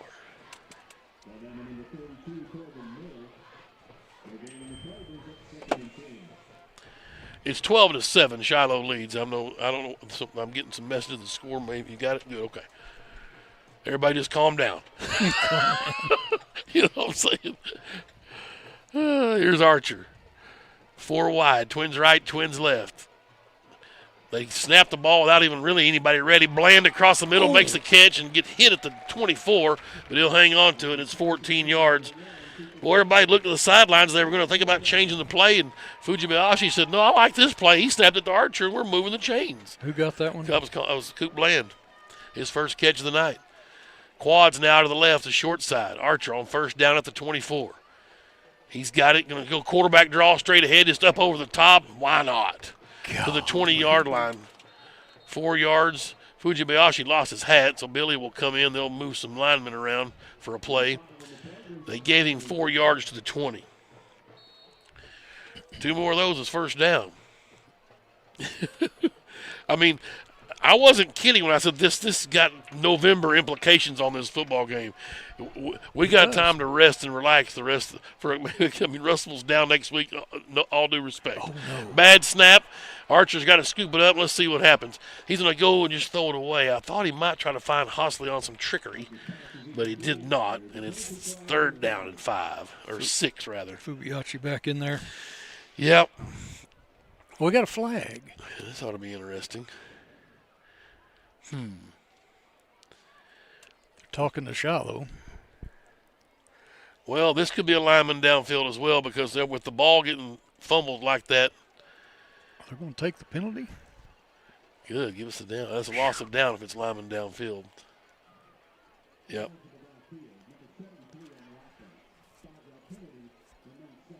No, it's not loss of down. Good. So it remains second down. So we'll take it. Thank you. Second 11, 3rd and 6. You roll the dice. You give us a free down, we'll take it.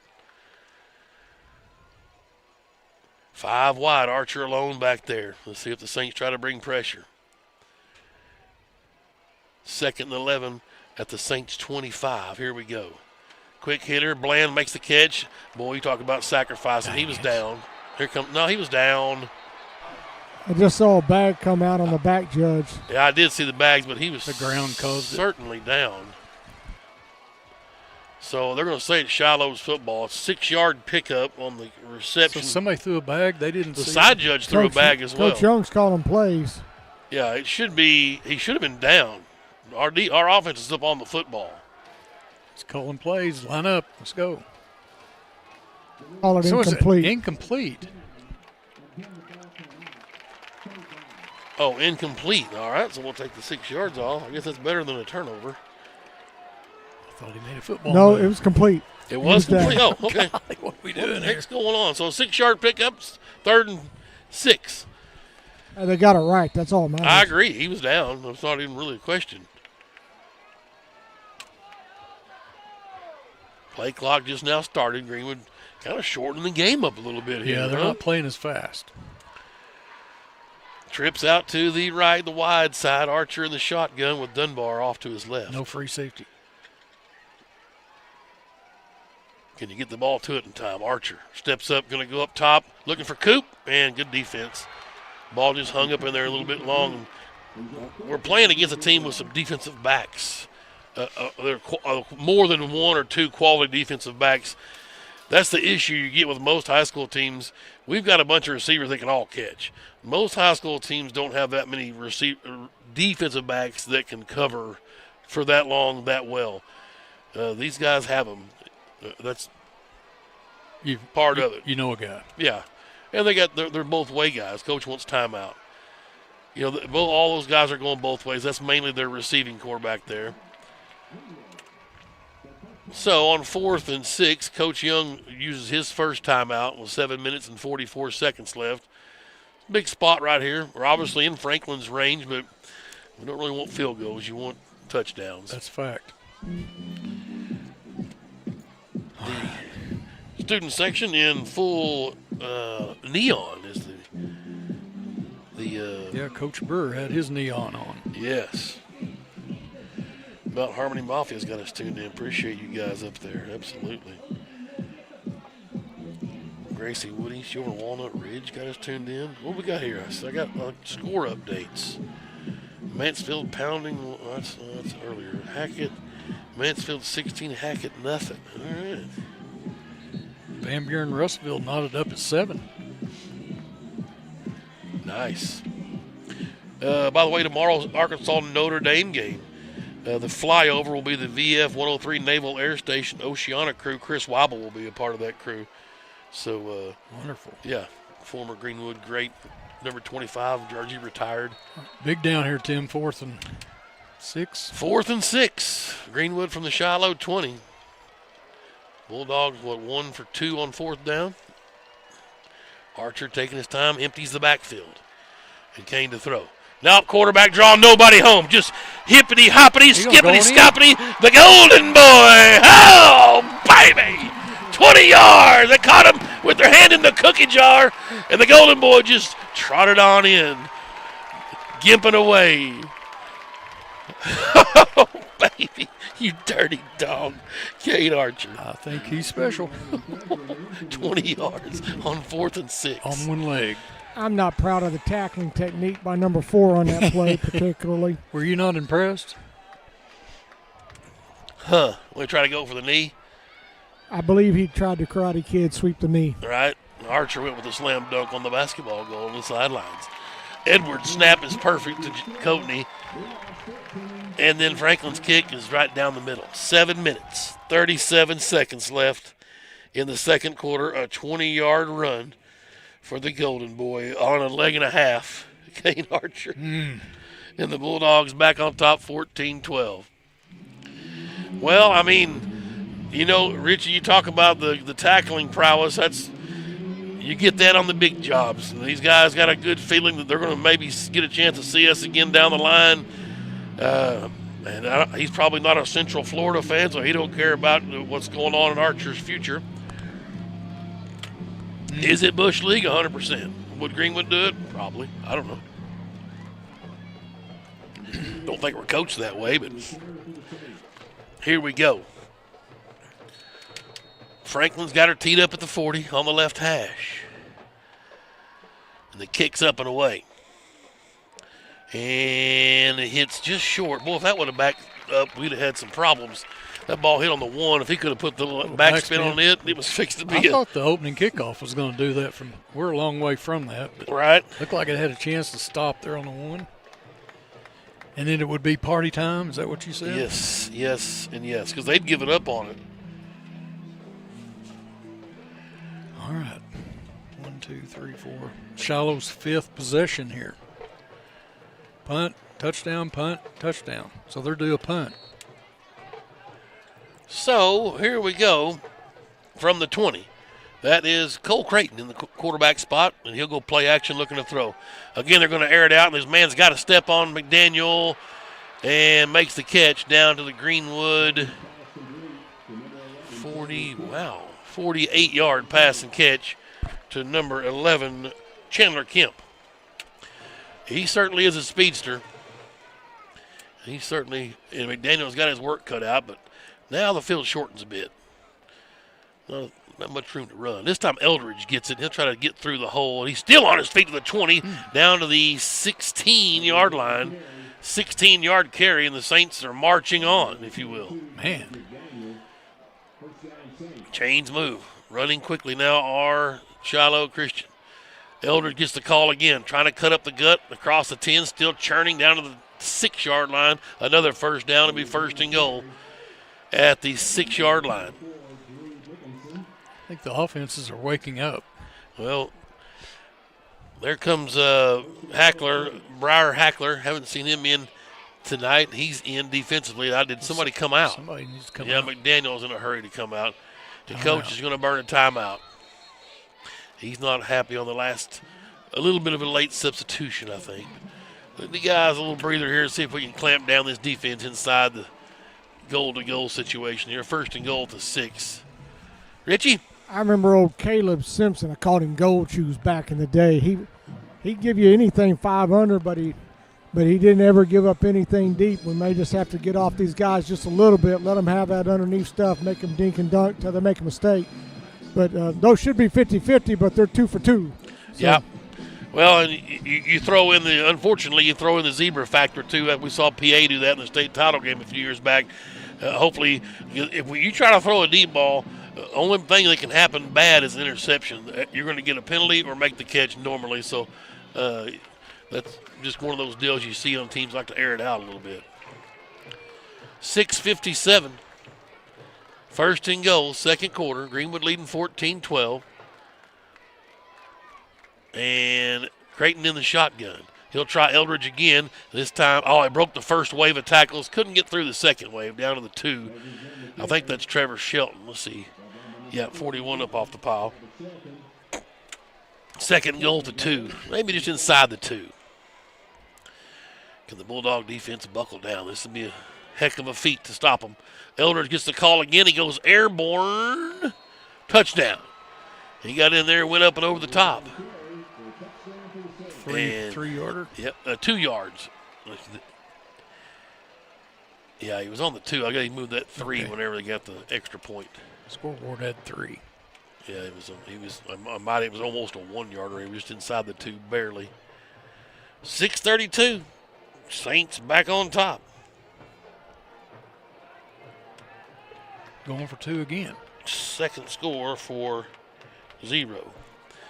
Rolling right, trying to find the 2-point try, and dropped it. Incomplete. Well, you keep chasing points, that'll be fine. Boy, they dropped a couple. They've left 3 points on the board. Is that what you're saying? For sure. They didn't get 3 points right, on the board. Yeah. Turns out they've left 6 on the board. But they could have got 3. Yeah. Well, and one of them they couldn't have because they didn't kick it. I mean, they tried to kick that's it. right. And got blocked. The first one got blocked. That's right. 18-14. Now, who had that on their bingo card? 18. Nobody. 6:32. We'll be watching for an onside right here. Back deep, Canada. Raggio.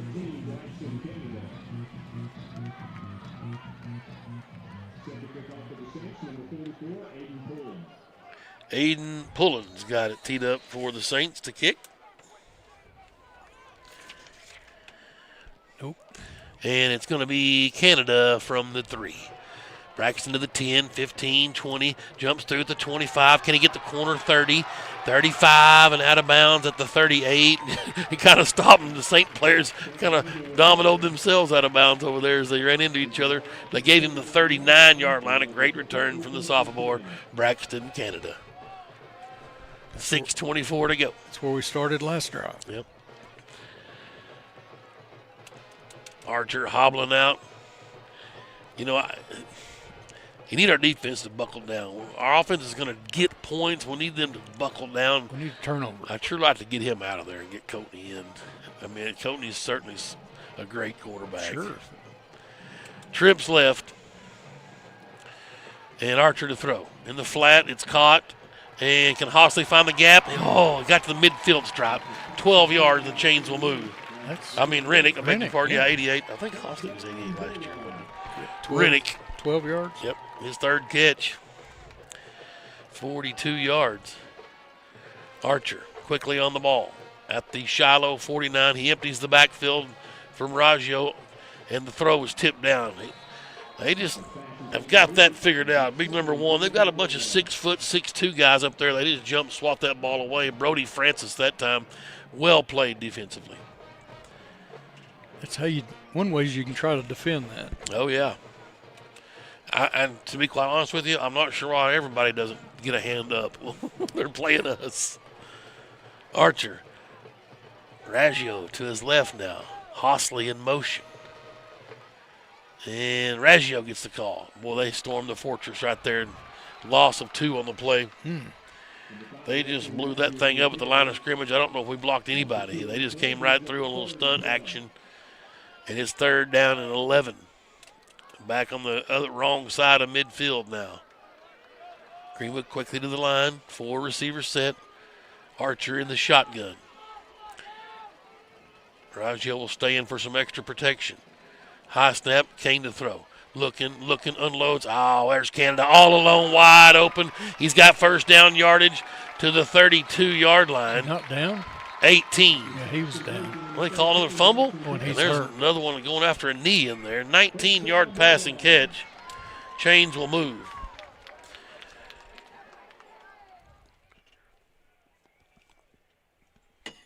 From the 32. Shotgun. Canada comes off hobbling. Trips out here to the left. 5:08 clock running. Archer in the shotgun. He's got it. Going to give to Raggio. Wesley has room. Bust through the 20. Good. Hard running down to the 20-yard line. That's 12 more yards for the senior Wesley Raggio. Greenwood quickly on the ball at the 20. We saw Archer scamper in from here, but they don't get back in that defense. Kane's got it. Looking to throw. In the flat, caught. That's Rennick having a great night. He's out at the 15-yard line. 5 more yards on his 4th grab of the night. 6 different Bulldogs have caught the football. 2nd and 5 from the 15. Archer in the shotgun. Trying to put another chapter in the book in the legend of Kane Archer here. Certainly not at 100%. I would say he's not even at 70%. At least lower body is nothing. Raggio, draw play to the 5. Get in there. Yes. Touchdown! They gave it to him. Oh, baby. 15 yards, Raggio on a beautiful draw play. And the Bulldogs light up the night sky here on a Friday night in September. Oh, baby. 20-18. PAT pending. Running in there behind Fubiachi and Taylor. Landon Billy. Big hole up that middle. 4:38. Good to see Raggio get in the end zone. It's been a minute. Franklin's PAT. Edwards will snap. Coatney's your holder. Good snap, good hold. The kick's right down Main Street. 21-18. Bulldogs lead by 3 with 4 minutes and 38 seconds left in the second quarter. We're going to take a timeout. You're listening to Greenwood High School football. Hug Chevrolet Buick GMC in Charleston are unloading every week. To see what is arriving next, you can visit hugm.com, HUGGM.com.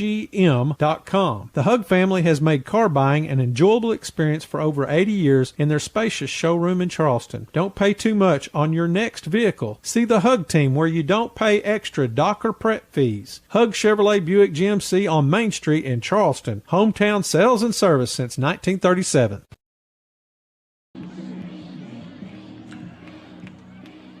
We are back here at Smith Robinson Stadium. 21-18. Bulldogs up by 3, 4 minutes, 38 seconds left. Franklin approaches. He's been ripping the ball tonight. This one's going to be returnable. From the 6-yard line. Up the middle, now angling to the left hash. The return man, I believe number 20. Of course, it'd be a dark number. Brewer? Yep. Ernest Brewer, maybe? Well, that's hard to read. I know it's Brewer. Yep, me too. So we'll write that out here in some white area. All right. In comes Bailey Thibodeau. He's been getting some time out there. 1st and 10. Shiloh at their own 22 with 4.5 minutes left before halftime. We'll get with Coach Young at half. Can't wait to hear his thoughts. Creighton wants to throw. Pressure coming. He'll just throw it up to nobody and out of bounds. Another Coach Young. Coach Young's wanting offense. He was pushing off on Dobbins. We'll take the incomplete. They tried to find Sluter. And that time we do have a flag out there in the middle of the field. Foster was bringing the heat. What do you got, Richie? See anything? No, but he threw it like he thought we might have been offside. Lineman downfield. All right. How's he get downfield? I don't know. That was quick. He must have missed a block and stumbled forward. Well, he put his hand on top of his head. Yeah, like what that is. Right. We declined it nonetheless, so it's 2nd and 10. No harm, no foul. Yep. And here's Creighton in the shotgun with Eldridge back there with him. Max Eldridge. Been running the ball well for Shiloh. They're at their own 22. Going to roll right, quarterback design run. No, he ain't going anywhere. That's how you play it from Hudnall. Just go down the line, big fella. Let's get it on. Oh, show them what you got. A little shake and bake. Randall Rogers says that's a loss of 1. That's right. He's exactly right. I like the Hudnall kid, dadgummit. Charlie's a junior, 6'2", 270, 3rd and long. Boy, it'd be nice to get one more score. We get the ball and start the second half. 10-4. Be nice to hold right here. Come on, D. Come on, Big Blue. They owe us a turnover. 3rd down. Looking to throw. Pressure coming. He'll have to roll. Throw short side and incomplete. There's DJ Dobbins. What a play. Yeah, just locked down action. Close coverage to Sluter again to no avail. It's punt time. You got to see Hackler in there. You got these sophomores keep coming in. Those guys, they just got to become men tonight. I mean, you got to become a junior or a senior in a game like this. This is crap, guys. This is for all the marbles. Y'all think I'm crazy? You'll see. I'll come to me in November the 20, whatever. And we'll talk about this ball game again. 4th and long. 2 times they went for it on 1st down. When we stopped them, this wound up being 2nd down and 10, and we had good results on both of them. It's all about getting them behind the sticks. Cooper Bland deep. Punts away, and it's a dandy. Bland will field it at the 35. Look for some running room. He's got a little bit, then it closed down quickly. And he broke through to the 38. And that's pretty good from what that coverage looked like. I'll give you 3 yards. Yep. That was a big punt. He made a great punt. That's the best we've seen tonight. I guess 6 was back there kicking again. I didn't get a chance to check. I was waiting for the formation to change about 5 times. I wasn't even looking down there. Line of scrimmage to 39, Meade. Is that the magic number? Yep. If you've got Powerball ticket tomorrow night, make sure it's 39. That's the third time. Third time in a row. Here's Raggio back there behind Archer. The Bulldogs are ready to go here on first down with 3:17 to go before halftime. One timeout, though. Yep. Hostley in motion left to right. Raggio gets the call looking for room. Wow. Steps outside 45 to the midfield stripe. He gets to the Shiloh 48. And that's 13 yards for Wesley Raggio. Well, it looked like for a second, Meade, that it was all over with. Yes, sir. He was breaking. It's a little like a Houston Nutt play call there. First, I call that one Chuck. First down at the Shiloh 49. Archer in the shotgun. Raggio moves up to his left side. Now he's got it, trying Wesley again. Same thing. This time, not as much room to run. And no gain. 2nd and 10. Little counter tray, if you will, a counter draw. Getting in there behind Taylor and Landon Billy. Yep. I'd get behind them, too. Yeah. Big boys. 2nd and 10. Trip receivers out to the right side, right here at the midfield area on the Shiloh side. Clock running 2:27. Archer, quick hit, caught, but couldn't get his footing really to turn and go to Bland. It's 3 yards. That'll be it. That's a great snag by Coop. Yes. Brings up 3rd and 7. Raggio out, Dunbar in. Boy, I need to get these chains moving here. Clock's running. We're at the 2-minute mark before halftime. Greenwood up by 3. Like to get another 7 here, and then the ball. And there's offsides, and he got Big Hernandez again. Yes. 3rd and 2. Xander Hernandez jumps across. Moves it up to the 41. He's going to get to go and walk the green mile. Aiden Pulliam comes in. I just can't stand it. I do it again. Get the chains and move for first down. See what the new guy's got in the sleeve. Check 44's pulse right here. Well, look at the 2 guys across from you over there. Wouldn't you want to jump a little bit? You want a little head start. Archers ran all the way over and got a play from Coach, so they won't be able to get a signal if that's what the game has been. Clock is running, and Archer will just give the play out of a mini huddle. Here we go. 3rd and 2. Empty backfield for the Bulldogs. Will Kane run? Here it is. Archer to throw. Quick hitter. Woo! Thought it was picked. Bland dropped it. I think Bland might have thought it was going to get picked too, because it sure looked like he threaded the needle right there. That thing was a rocket. 4th and 2. Minute 28, you got the lead. Hogan says, go for it, Coach. Coach says, you're right, Stephen. Clock stopped on the incompletion. 4th and 2. Haven't seen Davis back out there. Here's Archer. And he may let the play clock run down. And since the game clock's not going, he's going to use his last timeout. Think about it. Yep. So it's interesting. I don't know if his Chimp still not got his helmet, I guess. He looked like he was in good spirits. Wanted to get back in there. I haven't seen him, though. I see him. He's on about the 46. Okay. I think, yeah, there he is.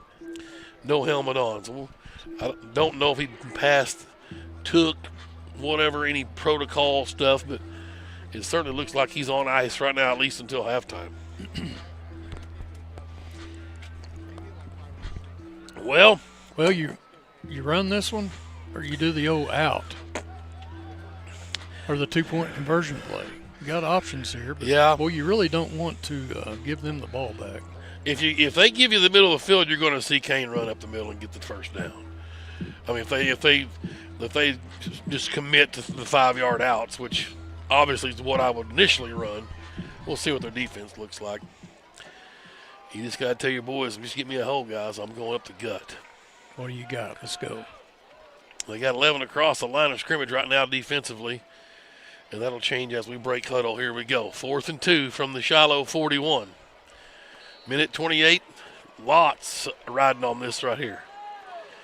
Here comes Bland in motion. Archer gives Raggio first down, jumps through. He got it. You betcha, baby. 38-yard line.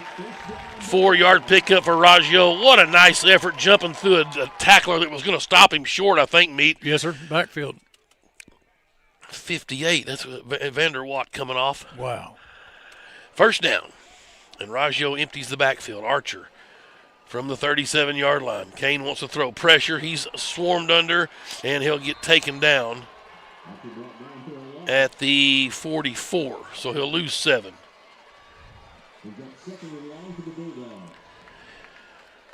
Second and 17 for Greenwood coming up. Archer quickly to the line with 50 seconds, no timeouts. Wants to throw. Pressure comes again. He steps up, has time. Now it's breaking down. He'll have to roll out. Still looking for somebody. Still rolling, throws, and just gets rid of it. Incomplete. Boy, it's tough. He couldn't find somebody right there. Had extra time. Canada's still in there. He was hobbled a bit earlier, but he's out there. 3rd and 17. 37 seconds. Again, we get the football to start, but you'd like to have points, right? I like the play there. Don't throw it in tight coverage. That's right. Give them any momentum at all. Hostley comes in, talks to Archer, brings the play in from the sideline. Good job by the offensive line on that one, too. He was stood in the pocket a long time before he finally had the bell. It's a fact. And it's rare that there's not somebody available when he's in the pocket that long. Usually somebody gets open. 3rd and 17, Archer, empty set.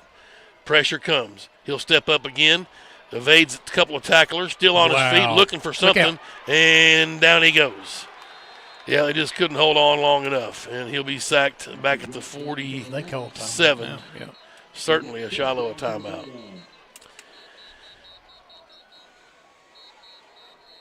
Yep. They're just bringing heat. Yeah, it's over on downs, isn't it? Oh, yeah, it's their football at the 47-yard line. Loss of 4 on that. It was back-to-back sacks. So 15 seconds on the game clock. Greenwood leading by 3. They have 2 timeouts left. That might be the mad dentist out there, the white hat. Is that Mark Hurst, I believe? He's a very, very friendly feller. Right? Maybe one of the friendliest crews I've seen. Right, friendly. Friendly.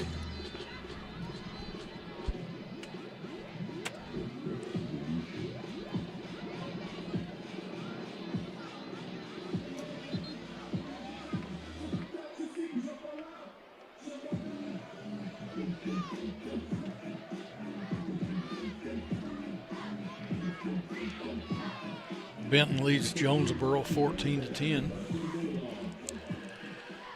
So it's 4th down now. I'm sorry, it wasn't turned over on downs. It's 4th down. We're punting. Oh, I thought that was. No, we weren't going for it. Right, it was 3rd. So Dobbins getting to do a little punt action, and it's on the way. It's 13 punting.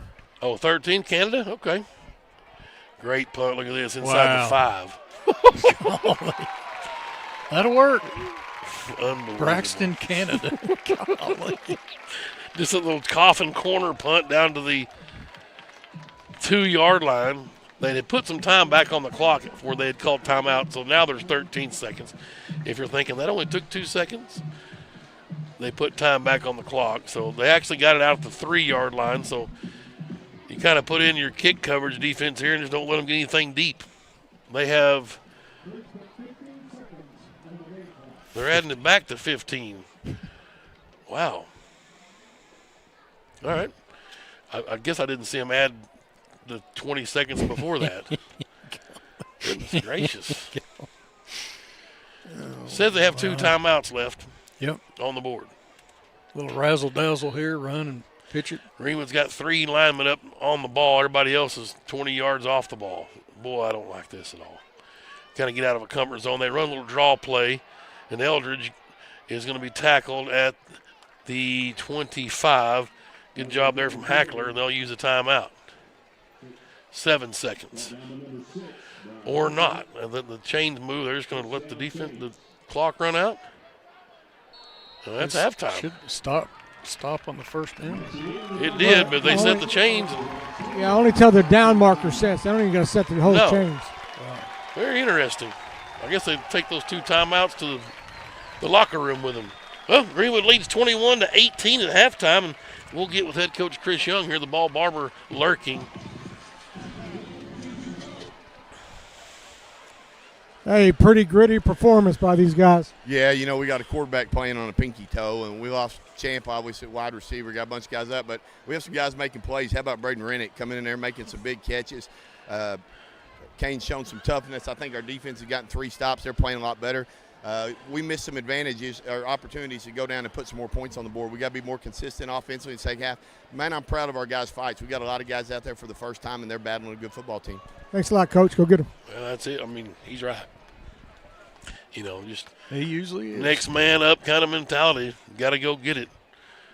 21-18, Bulldogs lead at half as both teams will break for their halftime entertainment. We're going to step away, let you enjoy some of the halftime festivities here at Smith Robinson, and then we'll come back and bring you some first half stats and get you ready for the second half. It's number 1 and number 2, Greenwood, Shiloh. 21-18, Bulldogs lead at halftime. You're listening to Greenwood High School football.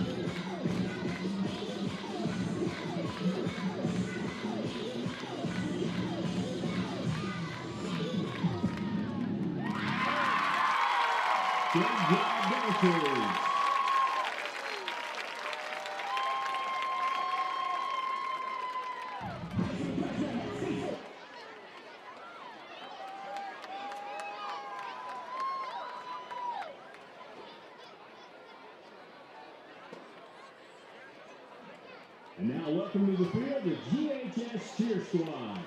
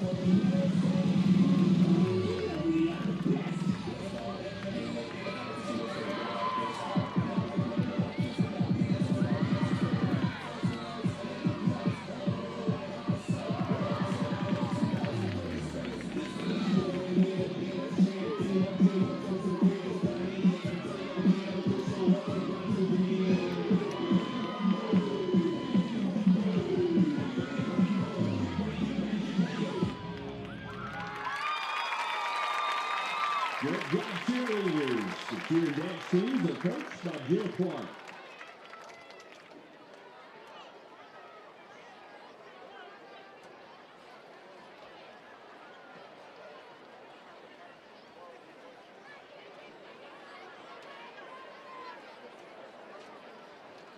Come on. Move.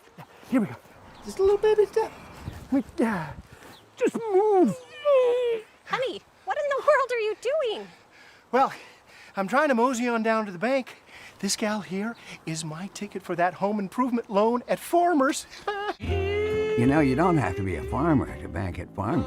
Farmers Bank is celebrating 115 years of serving the financial needs of everyone in the River Valley. And farmers. At Randall Ford, we believe in more than just selling cars. We're committed to driving our community forward. For over a century, we've been here, supporting local businesses, sponsoring youth events, and giving back to the place we call home. Because we're more than a Ford dealership. We're your neighbors, your friends, and your biggest fans. From hometown parades to Friday night lights, we're proud to be part of those moments. Randall Ford, we are the River Valley. In this part of the country, it's a way of life. You're going about your day without a cloud in the sky. Then suddenly, you find yourself wondering how solid your home really is. With over 30 years of certified experience, let our team give you the same assurance on a stormy night that you feel on a clear afternoon. Before the downpour, before the leaks, call Foster Roofing, serving Northwest Arkansas and the River Valley since 1994. Hug Chevrolet Buick GMC in Charleston are unloading every week. To see what is arriving next, you can visit hugm.com, HUGGM.com. The Hug family has made car buying an enjoyable experience for over 80 years in their spacious showroom in Charleston. Don't pay too much on your next vehicle. See the Hug team where you don't pay extra dock or prep fees. Hug Chevrolet Buick GMC on Main Street in Charleston. Hometown sales and service since 1937. Greatness doesn't happen overnight. It takes time, focus, and dedication.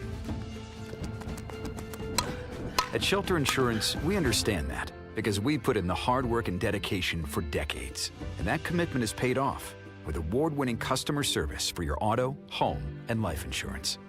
See Shelter Agent Jason Hill in Greenwood and ask about Shelter's competitive rates.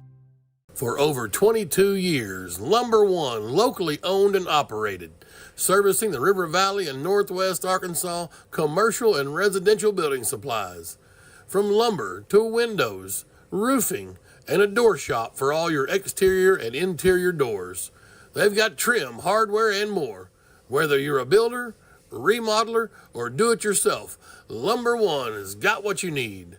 Lumber One, located off Industrial Park Road in Van Buren, where service still matters. Lumber One says, go Bulldogs.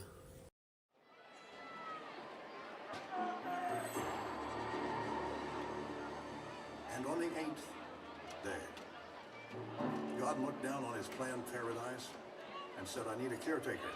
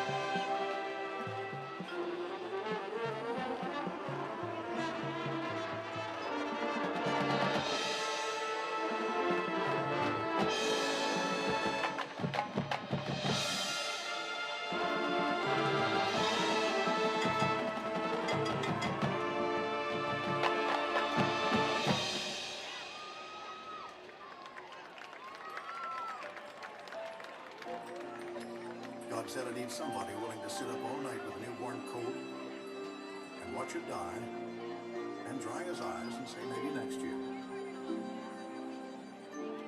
So God made a farmer.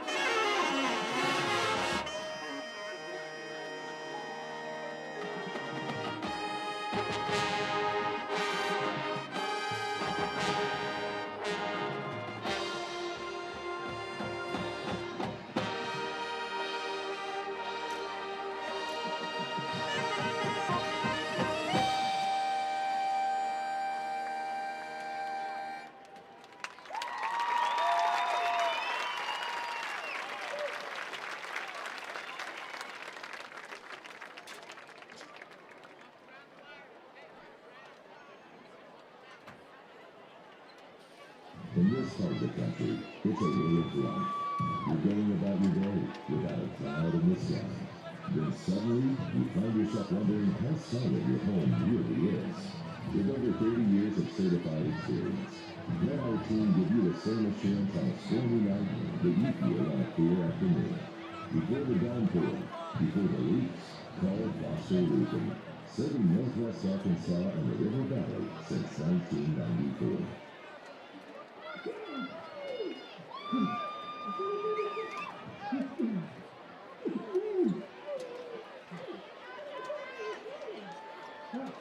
I'm trying to mosey on down to the bank.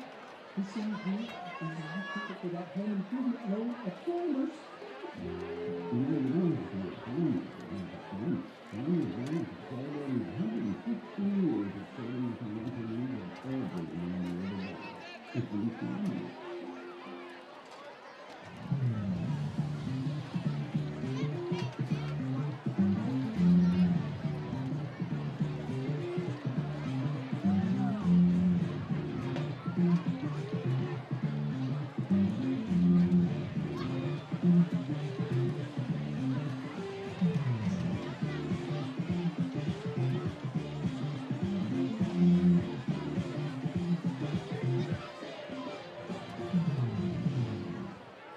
Josh with Vision Exteriors.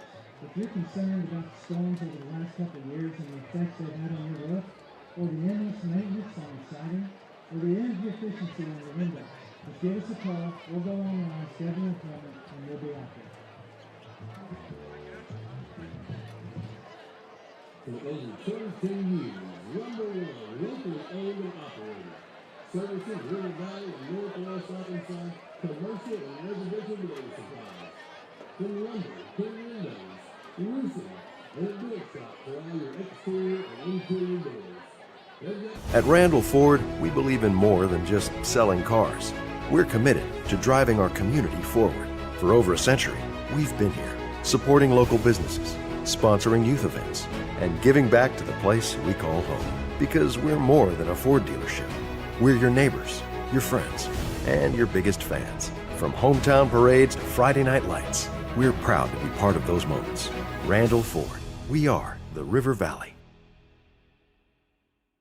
I'm Josh with Vision Exteriors. If you're concerned about the storms over the last couple years and the effects they've had on your roof, or the endless maintenance on your siding, or the energy efficiency on your windows. Just give us a call or go online, schedule an appointment, and we'll be out there.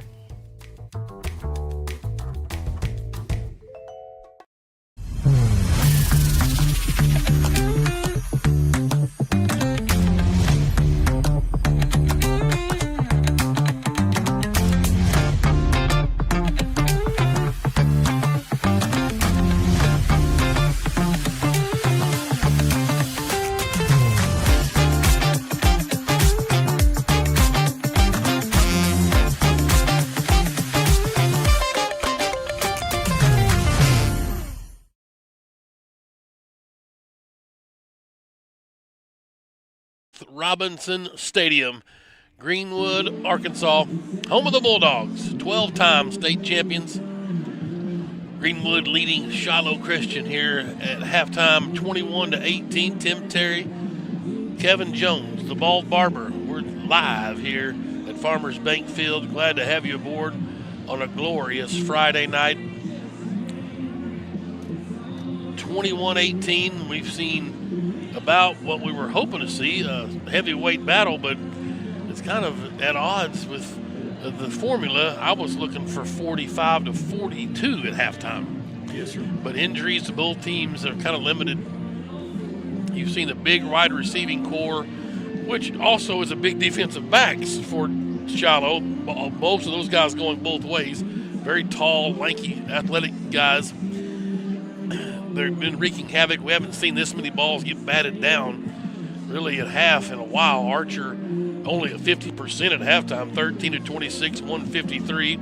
He had an early interception that ultimately got Greenwood, hurt us on an offensive drive. I think they scored after that on that possession. They scored first. It was 7:38 to go. So that's the only blemish really offensively. But as we've documented, Archer is certainly not healthy. I said something about 70% over at the press box media guys a while ago. Some of them said, I don't think he's 70%. So, but he's out there gaming. Obviously, Archer at 60% is pretty dang good still yet. That's a fact. I'd sure like to get him out there and get this game in hand and get him off the field. We got a long way to go in this season. No need to injure him worse. Because he was gimped up a little bit, it looked to me like in the Harbor game. Heck, we've had 2 weeks off. And if he's still kind of gimped up, we got to get that guy fixed. Because the prize is still out there. They're chasing 13. That's been the hashtag for the football team on some social medias, chasing that 13th state championship. That's all ultimately the goal. Well, Tim, my gut tells me I think this second half's going to be won with the special teams. An onside kick or fake punt, fake field goal, score touchdown, something like that. But I like what I saw today. This is a great football game, and that's what everybody's been wanting, is these Bulldogs to have a good football game. And we've had a couple this year already, but this has been a dandy. Yeah. I mean, they've both been taking haymakers. I think both defenses kind of took a little exception to the media or whatever. They kind of showed up tonight. They really have. And I agree with that. And it's just awesome seeing two football programs in action tonight because of injuries, because of whatever the case may be. Depth. Yep. You tip your hat to Shiloh. Obviously, the private schools, I guess they are able to get players a certain way, we'll say. So the AAA penalizes them by being good. And so the better they are, they get moved up, and that's why people say, how's Greenwood going to 5A next year? Well, we're going to have 4 private schools pass us that aren't in enrollment anywhere near as big. But Shiloh's going to go 7A next year. I mean, look at, they make the playoffs this year, so they're going to join Little Rock Christian and Pulaski Academy. By the way, Academy got their first win last night, beat North Little Rock down at PA, so they've been on the struggle bus a bit. So it's just, and once you go up there, there's really no turning back. You're going to have to go over like 2 years in a row or whatever, I think, to drop back down. True. So I mean, what you want to call it, recruiting, whatever. I'm not going to sit there and tell you, hey, we get people come to Greenwood because we're successful. The program recruits itself. Now, Do private schools get a little bigger advantage as far as, I guess? I don't know how that thing sets up. If they can go 25 miles, 50, I don't know how that works. But there is something to it. So if you're a private school guy listening, don't come yelling at me, because there's something to it, because there's a private school in the finals at whatever class every single year. Harding Academy. I mean, now, if you want to give me the Subiacos of the world, you can, because they're not ever in the finals. I get it. But don't tell me there's nothing to it when there's a private school in the finals nearly every year in some class, more than one class usually. But that's fine. And it was exciting when Greenwood finally got those folks finally caught up. We finally got Pulaski Academy back in the 06 year, and we were excited when we got Shiloh on the field in non-conference, because we embrace that. We're not scared. We don't sit around and complain about those guys are crude. Well, we're 9-3 against these jokers. 3-2 against Pulaski Academy.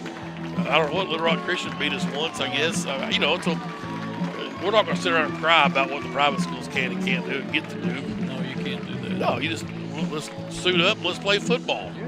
Yeah. We work our tails off from January to December to take on these guys like this, take on the Fayettevilles and the Harbors.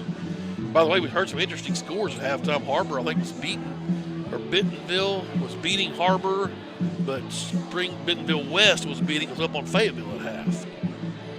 Very strange. So some interesting 7A scores. Be interested to find a Southside Mountain home score at some point tonight. And I'm really, really interested in the 50-50 draw at the end of the third quarter. Baseball team.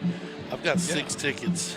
This is in the third quarter. Bentonville West leads Fayetteville 31-7. Wow. 31-7. Wow. And Rogers is up on Northside 35-0. Yeah. Rogers is very good. What about the Harbor? Bentonville leads Harbor 14-7. Wow. Interesting. So there's two of Greenwood's opponents there faring very well up there in the Northwest. One of them very, very well. Fayetteville was. Fayetteville had to play it. And they were supposed to be the team up there. That game's not over. Oh, no. Man. Kind of hard to come behind. I mean, they're only a touchdown away from punching the clock. Mercy rule. You're right. Kind of watching the guys get loose here. Looking for Drew Dickinson. I saw at one point, I don't know what Drew had done out there, but I saw him and Coach Young kind of go up and talk to him for a minute, get him a little extra talking to, and Drew didn't seem too happy about it. I'd like to see him come out and get fired up, take it out for a little problem he's got with the coach, take it out on the Shiloh Christian. Coach, I'll show you. I'll show you. Looking for number 2 out there, but I don't see him. Ball Barber, have you seen Champ, or are they on ice? Shut him down. They certainly are starting to look like a mass unit over on the sidelines.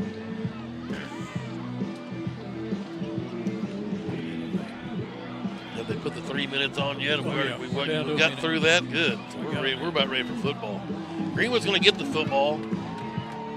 Boys, is that McLean Forbes? Donnie Ritchie's presence down there. The man, the myth, the legend. My buddy Jamie Simpson got me an update from your Southside Mountain home. Hey. They're knotted up at 15 in the third quarter. 15, huh? They're knotted up at 15. Jamie Simpson. I love Jamie Simpson. Oh, yeah. Who doesn't? I haven't seen Champ. Yeah, well. Maybe in the world. Yeah. Tell the good Reverend there that I said hello.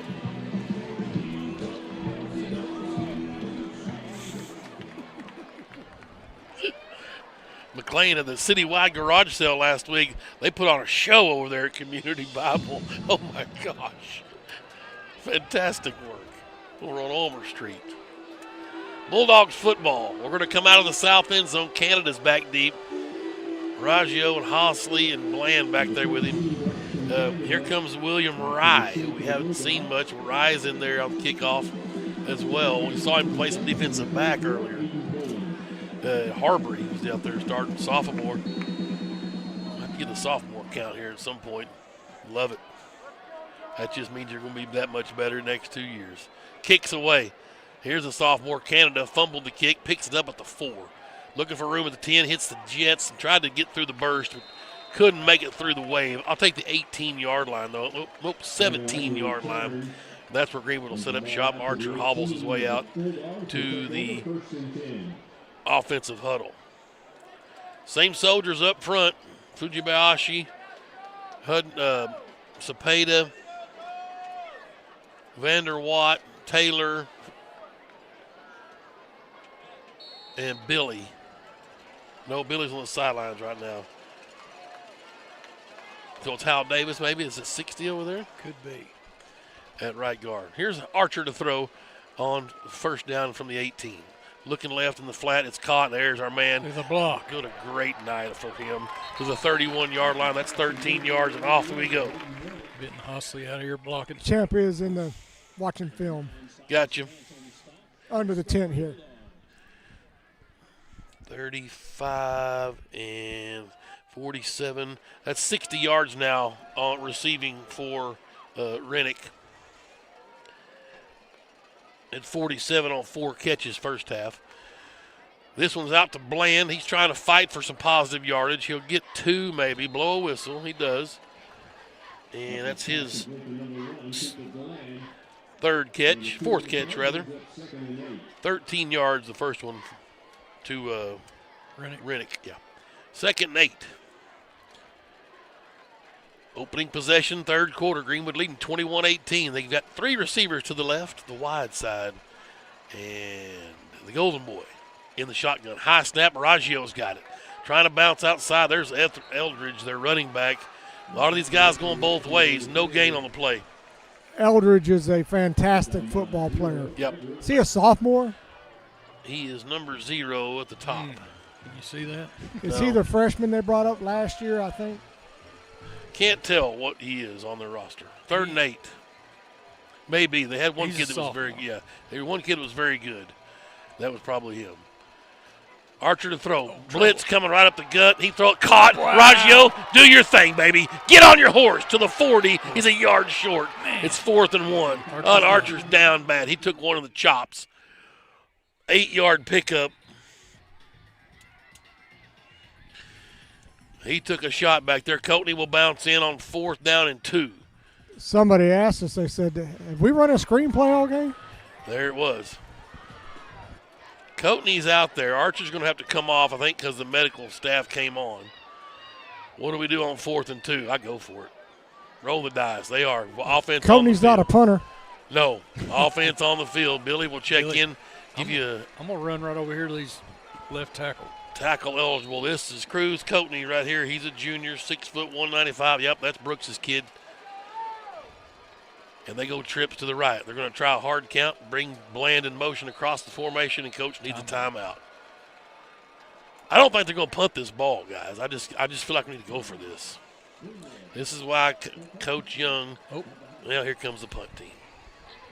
I'm going to say this is why he pays his head football coach so much. He's got the offense and the punt team out there. Well, I think they may have tipped their hand a little bit when the guys kept running out, but they're going to try to disguise it. I was saying about the kicking game. The second half, this game could be determined. The winner of this game could be determined by the kicking game or special teams. Sure, right. Special teams. I like that. Yeah, special teams. I like winning teams. Yes.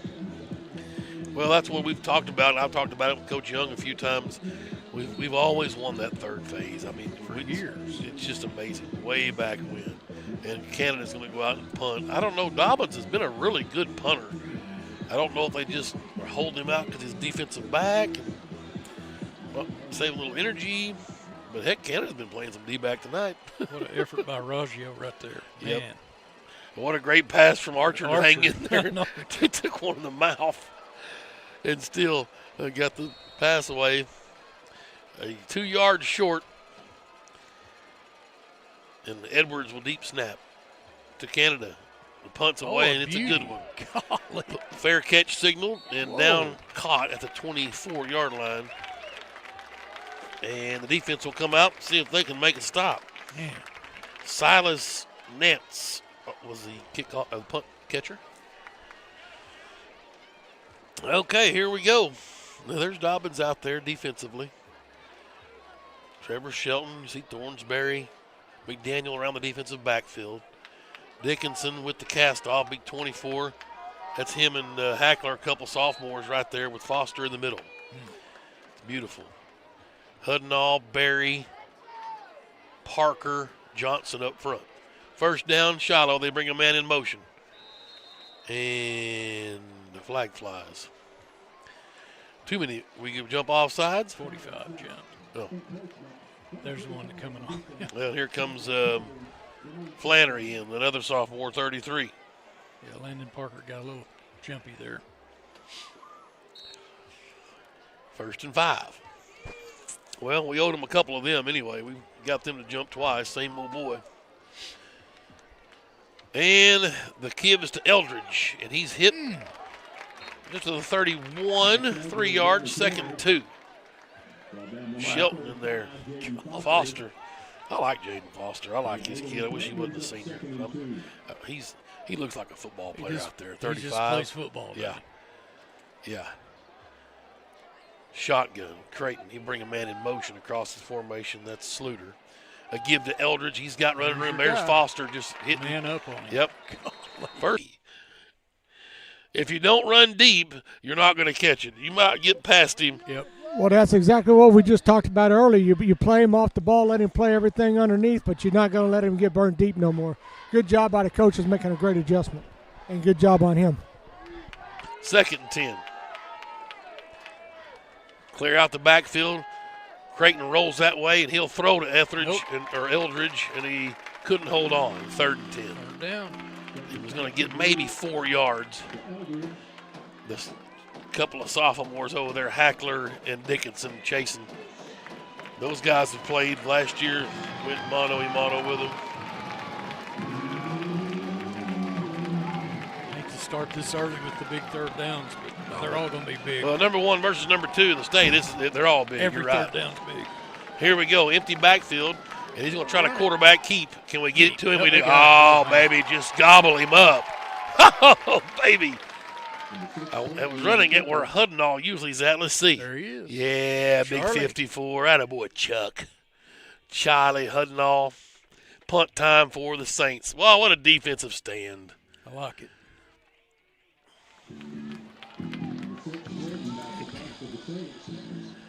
5, 6, 7, 8, 9, 10, 11.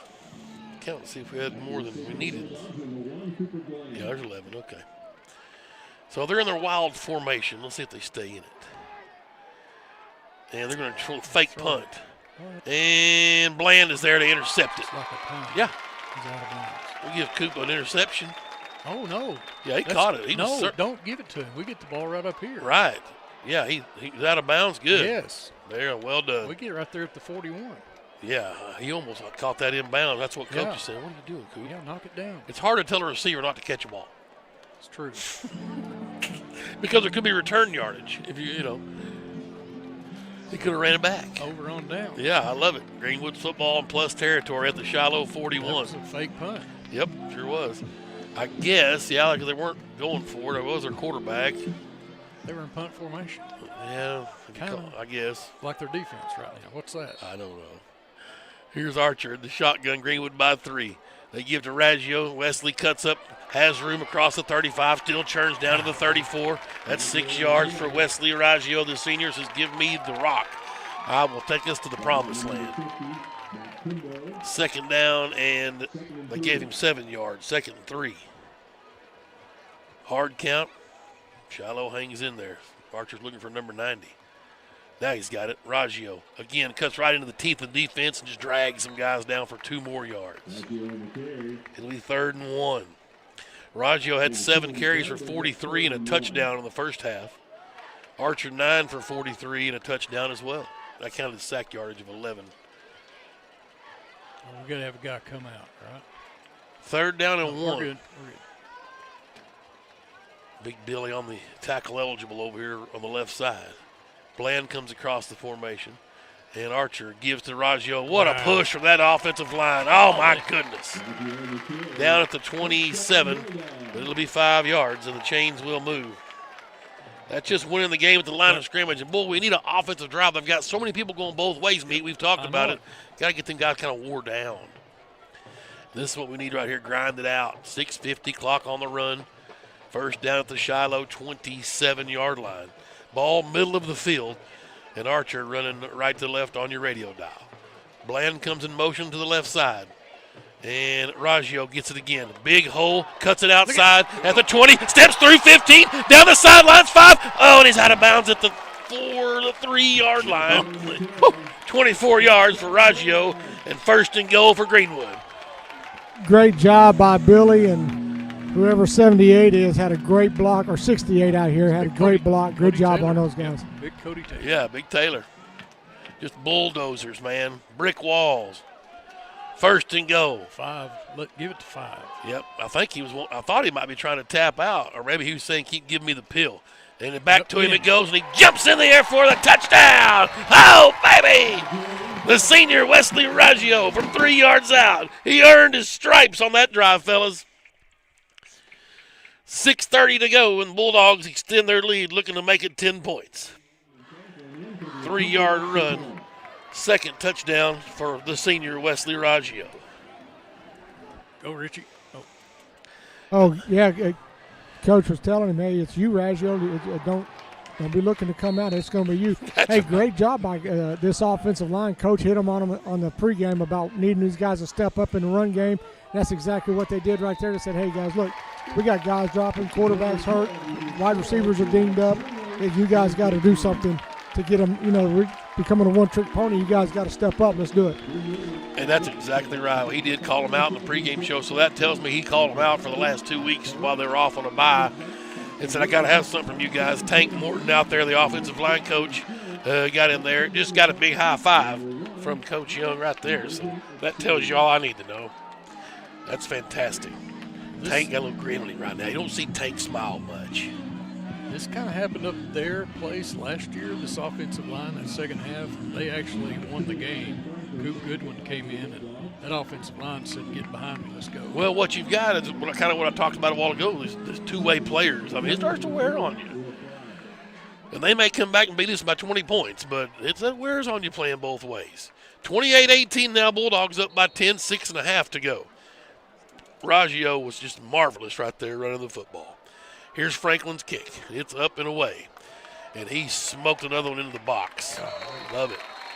And that's got Coach Holloway smiling. A big clap from him. I talked to Josh yesterday. I said, man, if you're worried about your defense, just keep onside kicking it. Let your offense stay out there. And he said, I ain't worried about defense.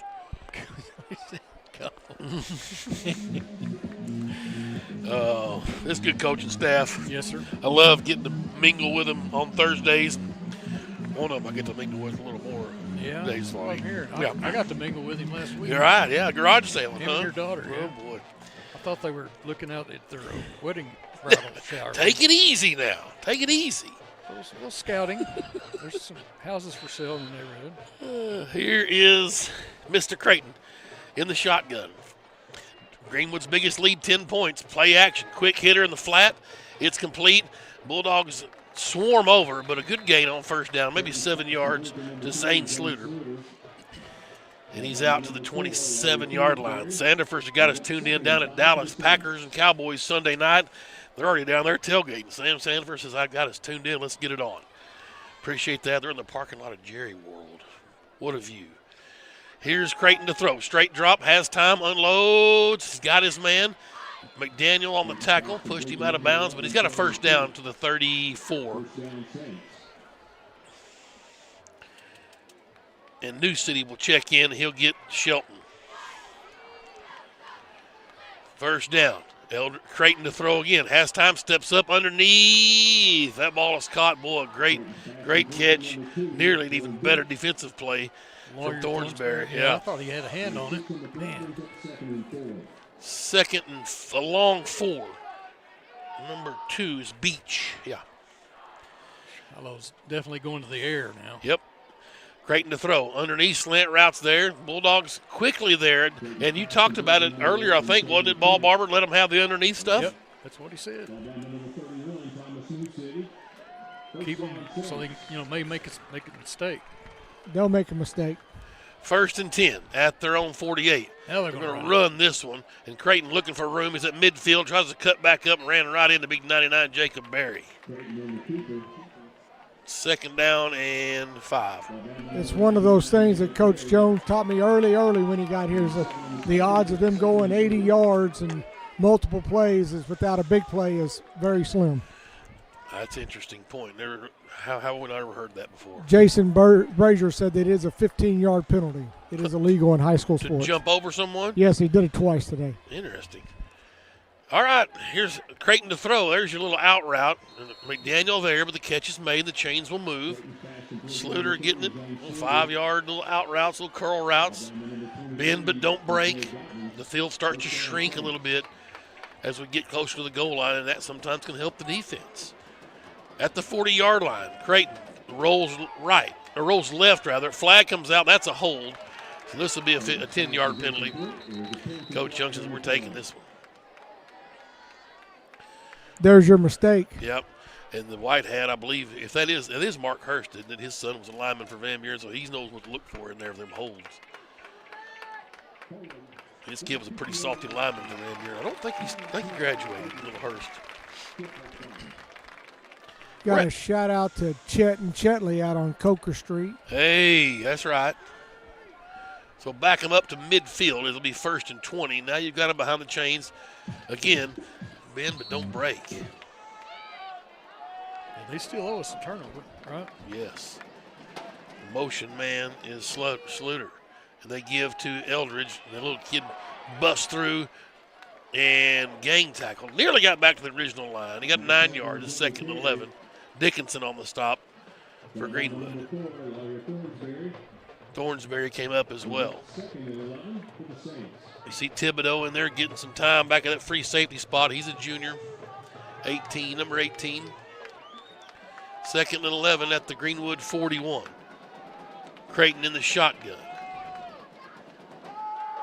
Wanting to throw. Looking left the whole way and nearly intercepted. I tell you what, Blaze just ran the route. Blaze ran the route. That's just fantastic football over there from 22. He's pretty good over there, isn't he? Man. That strep throat against Harbor, he was out. Uh-oh. Crowd comes to their feet, 3rd and 11. Blaze has been quite the little spark over there on that cornerback. Been a real pleasure to watch. Yes.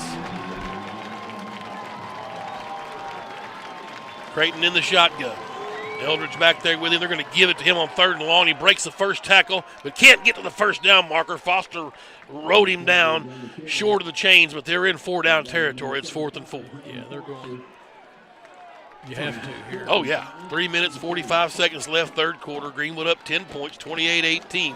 Number 1 versus number 2. We're live in Greenwood, Arkansas. Tim Terry, Kevin Jones, the ball barber. Glad to have you aboard here Friday night.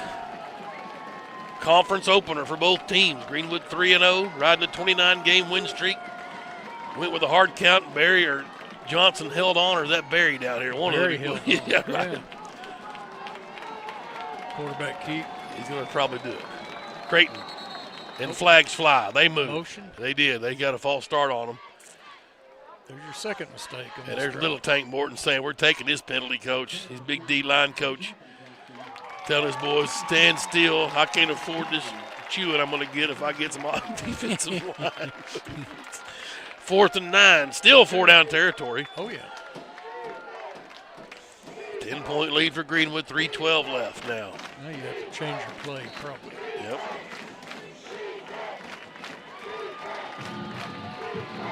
Faithful on their feet. What an atmosphere. Yeah, this is it. This is postseason action. 39-yard line's the line of scrimmage. They've got to get to the 30. Shotgun for Creighton. And they're going to call a timeout. They better. Coach Young says, get on your feet, Bulldog fans.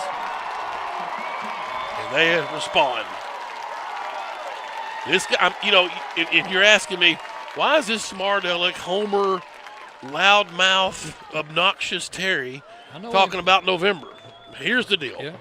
This is the number 1 and number 2 teams in 6A. That means we're the number 1 and number 2 teams in the 6A West, for sure.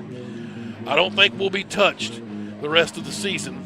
Now, we're getting beat up. If we get down to where we have to bring our junior high guys up, no offense to those guys, that's one thing. But if we stay just healthy enough to play, We're going to be number 1 and number 2 in conference. So this right here is basically kind of a tiebreaker game. And if you win tonight, that means you win the conference. You get the 1 seed. Now, what that means is you get a bye in the first round of the playoffs. You're at home in the second round. And if you win that, you're home in the semifinals. And that's on Thanksgiving Friday. That's what this game's about. The loser of this game going to Benton that night. That's just the way it is. This is not our first rodeo. 4th and 9. This is it. And the Bulldog defense holding. Creighton in the shotgun. Eldridge moves over to his left side. They've certainly got the weapons. There's some motion from Slater. Watch something over here to the other side. They open to the right. Pressure comes. Stepping up. He evades the first wave. Has to get one away, and he's caught, and he got the first down. Oh, boy, what a great play from the Shiloh quarterback and the receiver Sluter over there. Man, I thought we had him for a sack. Yep, that's just a great play from Creighton. We've seen our guy do it a million times. Chains move, first down at the 27. Quick hitter, here's Etheridge looking for a hole. Bounces outside, he's gobbled up. Johnson wasn't letting him get loose. We got a Shiloh player down 65. He's in pain, maybe a cramp. And we have a Greenwood player running off. That's Trevor Shelton. Trevor Shelton, I mean, he's in major pain. Yep. Like a shoulder dislocate kind of pain. I thought maybe his hand. And there's a cramp out there for big 65. Man, it's always the guys in the black. That's Can you read that 65 says? I'm gonna try. Man, that's terrible. I need to put a picture of that so people know what I'm talking about. Welburn? Something Welburn. Okay, Welburn. Well, he's down. Maddox Welburn. I can see it now. When you tell me, I can see it, but just trying to make it out. A lot. 282 or something? Yeah. Golly. Yeah, that font's a little tough, plus the back. Well, like I said, when this is in color, I guarantee that's blue. Because Shiloh's got the blue. And when you make a copy of it, it just goes to blackish gray on the blackish gray letters. Are you going to file a complaint? I'm not at all. No. I'm just glad we got a roster. Shout out to Coach Brandon Brewer and whoever else involved in that. Got a shout out to Charlotte and Russell Thomas in Lancaster, Pennsylvania. Wow, yeah, that's nice. So we got South Africa, London, England, Pennsylvania. Where else have we went tonight? Yeah, Fayetteville. Got them all over. Second and 8. So Creighton in the shotgun. And Eldridge back there with him. Mad Max. That kid's a ball player. If you say he's a 10th grader, well, it's going to be fun. Well, it would have been. They're going to be moving up, I guess. Play action. Curl route. Jumped the route. He got it intercepted, DJ. Oh, baby! He jumped the route. We were waiting on it. We got it right back. DJ Dobbins. You dirty dog. I love it. Big 23 jumped the route, and Greenwood gets a turnover. Bulldogs football. They owed us a turnover, and they did. Man, what a play.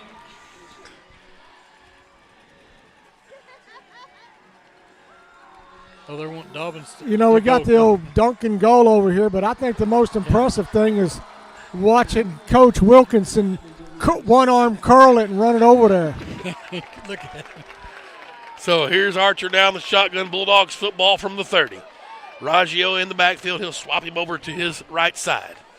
Huge momentum swing. Can Greenwood put some more points on the board? Hostley in motion now to the right, and Raggio gets the call. Does he have more juice in the tank? You betcha, buddy. Up to the 38-yard line. 8 yards more for Wesley Raggio.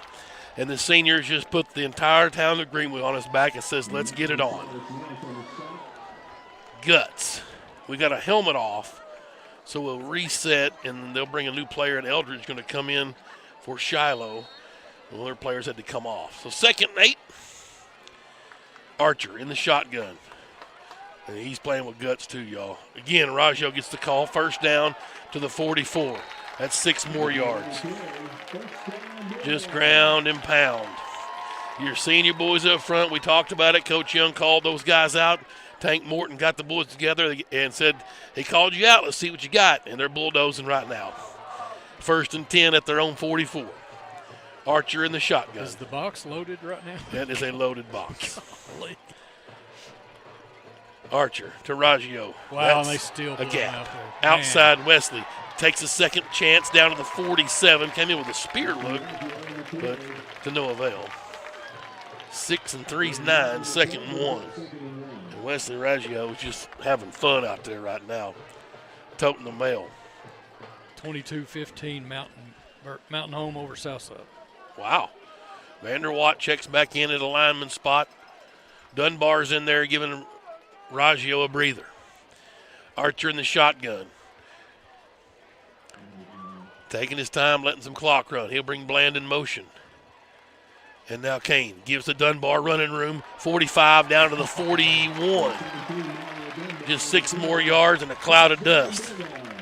Somewhere Ricky Rachel's smiling. 1st and 10. With 8 yards and a cloud of AstroTurf. That's right. Trips right. Archer in the shotgun. Got the tackle-eligible Landon Billy over here off to the left side. That's one way to do that. You go to get away from the hard count is get the guys 5 yards off the line and let them move on the jump, try to get the offensive line to move. They've been statues out there tonight. It's been fantastic. And here we go on 1st down. Archer going to throw one. Caught by Rennick. He's just going to get down. No gain officially. Saw the judge come in and put a foot down. 4 for 4 in this half for Archer. That's the 6th ball that Rennick's caught. He's had a ball game tonight. We talked about it. Somebody step up as the 3rd quarter winds down. Greenwood 28. Shiloh Christian 18. 12 minutes left in this heavyweight battle for conference supremacy. And I'll just tell you, home field advantage in the playoffs. You can at me if you want to. We got 12 more minutes here from Smith Robinson. Greenwood 28, Shiloh 18. You're listening to Greenwood High School football. Come on. Move. Here we go. Just a little baby step. Just move. Honey, what in the world are you doing? Well, I'm trying to mosey on down to the bank. This gal here is my ticket for that home improvement loan at Farmers. You know, you don't have to be a farmer to bank at Farmers. Farmers Bank is celebrating 115 years of serving the financial needs of everyone in the River Valley. And Farmers. We welcome you back to Smith Robinson Stadium. We're live in Titletown, America, Greenwood, Arkansas. What do we got, 20 state titles between these two programs, 12 and 8, is that right? That's what you were saying, yeah. 2nd and 10, Bulldogs football. This to get an early leg up in the conference battle. Raggio and Hostley will come in late. That will get Vanderwatt and Dunbar out. We'll go back to a 5-down lineman look, 5 skill positions, and 6 with the quarterback. Archer in empty backfield, 2nd and 10 at the 41. Starting the 4th quarter, Greenwood working left to right on your radio dial. Quick hitter, it's there. Raggio had it. Oh, and Canada was off to the races. Boy, just kind of wanted a little nickel and dime, but Canada was gone, boys. No, that was a perfect play by Kane. You always throw the ball back to where the blitzer was. The blitzer came down off the slot receiver, and he hit it backfield to void. Great job. Let's see how this one goes. Maybe they're setting up something. 3rd and 5. Archer, empty set again, trips to the left. Tried the hard count. Here we go. There he is.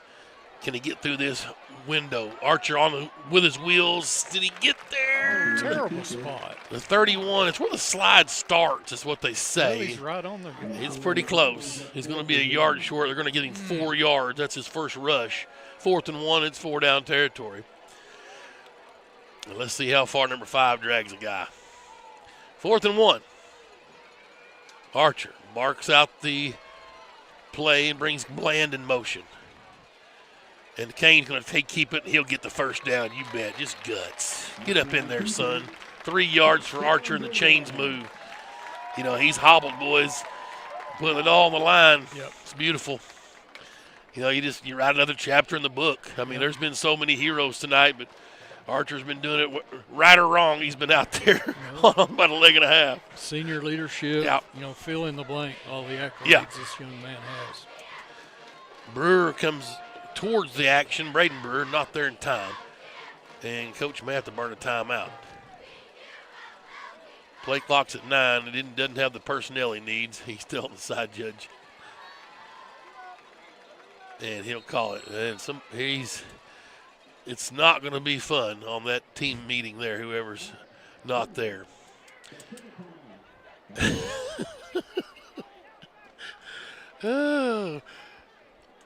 Conference play, things getting ratcheted up a notch. Yeah. Well, you got to get ready. Yeah. That's what they're doing. It's a long season. It's really, was it week 4? Week 4. Man. Luckily, it's kind of slowed down. We always talk about it. It's never going to get here. Then when it gets here, it's like, my God, we're already in the playoffs. No. This has kind of slowed down a bit. Where are we at? Next week, we're at Russellville. Be at Cyclone Stadium, so look forward to that road trip. I was talking to Coach Ross about that earlier pregame. Maybe the last time we played in the stadium for a while. Are they supposed to get a new one down there? No. Aren't we moving down? Oh, well, yeah, that's true. So we get the old storm warnings. Remember the old cyclone storm Yeah, warnings? that's right, the tornado siren deal. Yeah, so you're right. That's right if we do move down. Well, I can't wait to see how all that unfolds. First down from the 30, or the 29, rather. Greenwood trying to pad this 10-point lead. That's Brewer coming in motion. And Raggio gets the call. Can he bounce outside, cuts up to the 25, to the 20, and pushed out of bounds near the 15-yard line. And the ball Barber took a shot for us. Hey, baby, attaboy, Richie. Nice tackle, Richie. Get in there and get in the mix, my man. I about had him. Hey, yeah. Oh, I love it. Oh, watch Richie in the replay. That's the first. Yeah, it's beautiful. Good tackle, Richie. That's the first time Richie's been in the mix, I think, in all these years. How many yards was that? I've lost count. 14. That's the first tackle I've ever had here at Greenwood. That's That's right, baby. 1st and 10 at the 15. Archer in the shotgun. Brings Brewer in motion again. Raggio gets the call. Oh, cuts against the grain. Look out, Meat. Changes hands to the 10. Up underneath. Still grinding to the 8. My goodness. That may be the best 7-yard run I've seen. Woo. Man. You must have not been at Northside. That was a good one, though. Yep. Switched hands with the ball when he hit the corner, get it to the outside. Just good running. What does he weigh? Not very much, is it? 7 yards for Raggio down to the 165. 9. Yeah. He's coming out. Dunbar's in. 2nd down and a long 4 for Greenwood. Archer from the Shiloh 9. He's got it. Dunbar gets the call. He's hit hard and rolls to the 6-7. Kane's trying to lobby for an extra yard because he was on a defender. They're just going to give him 2 yards, though. It'll bring up 3rd down. Now, obviously, a field goal is really in play here, but it still would be just a 2-possession game if you go up 13, so you need 7. Archer on 3rd and 2 at the Shiloh 7. Kane's got trips left. Greenwood's gone just about exclusively to the ground game. Play clock's at 12, plenty of time. Archer running the signs out to the coaches. What about this? And they like it. Here we go. Kane. He's got it. Dunbar. Can he bounce it out? Oh, he did. He cut up behind Taylor, but it's a 1st down inside the goal to go down to the 3-yard line. 4 yards for Mario Dunbar, and the chains will move. Just beautiful football. Just beautiful football. What you're seeing, guys, is a little diversity. The Archer kid's got the arm and he can run. Well, Kane can't run tonight, and he's throwing not just great tonight. So we had to go to our offensive line and our running backs, and they've answered the bell tonight. Yeah. They've answered the bell. Clock running 8:45. And this is not good for other teams in 6A because we can do anything now. We're multifaceted. Play clock's at 4. Kane gets it out at 2. Gives to Dunbar. Stutter steps. Just pulls his way into the end zone. Oh, baby. A truck. Dunbar just truck across. Woo. 4-yard touchdown for the junior. Super Mario. Shoots a fireball out there. Rolls the guy in. Get out of my way. Boy, what a drive from this offensive line. And the first one to meet them all, Tank Morton, slam dunk for Dunbar. Just rejuvenated. The different teams. The bye week just changed things. the injuries have changed things, and it's just I don't know. Yep, change and adjust. Edwards' snap is down from Coatney, and the PAT's good for Franklin. I'm fired up. I'm going next level. Just don't jump on my back. 8 minutes, 29 seconds, a 4-yard run from number 17, Mario Dunbar. And the Bulldogs have opened up here a 35-18 lead. And so we'll go full disclosure. I was worried in pregame. Actually got Meat nervous about this ball game. After about 20 minutes of this, I said, "What are you doing?" I was nervous, and you couldn't tell me why. Nobody could tell me why. I just was. Greenwood riding a 71-game winning streak. I mean, the football gods are going to get you one of these days. And I thought, well, these guys are decent, but I didn't know, and they are good. But the Bulldogs are just supreme right now. They're just winning on the football field right now at the line of scrimmage is where it's going down. And so we're ready to go. 35-18. Onside. I don't know. Holloway's sure making me nervous down there directing traffic. The kick is up and away. It's a short kick, going to be right in the middle. And that's one that can bounce off of chest, but it's not. It's caught well. Look out, Braxton, Canada. Oh, baby. That's what Holloway was telling me. So I want you to run down there and tackle him. That's what he did. Golly. And really, William Fryer caught that. He's a sophomore as well. That end-over-end thing that's coming in there nice and tight like that, those things that bounce right off your chest, a really good catch from the Shiloh player and a really good open field tackle from Canada. So it's Shiloh's football. There's 8:24 to play in this game. We're in the fourth quarter. They've got 2 timeouts, and they've got to have 17 points. That's 3 possessions. So they need touchdowns, and they need them now. It's an empty set for Creighton. And he'll look to throw. Greenwood bringing some pressure. That ball's batted around. Just beat it around like a pinball forever. My man Hackler got in there and disrupted things. Whew. 2nd and 10. They tried a little tunnel screen look, and boy. Oh, let's just grow up right here tonight. I'm fired up. I may go to Russell tomorrow and camp out. They're fired up. Mountain Homes, 25-21. Mountain Home leads Southside. Ooh, big one.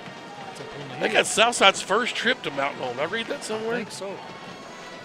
Well, 2nd and 10 at the 22 for Shiloh. They'll send a guy in motion from left to right. Creighton's going to give to Eldridge, and he's gobbled up. Oh.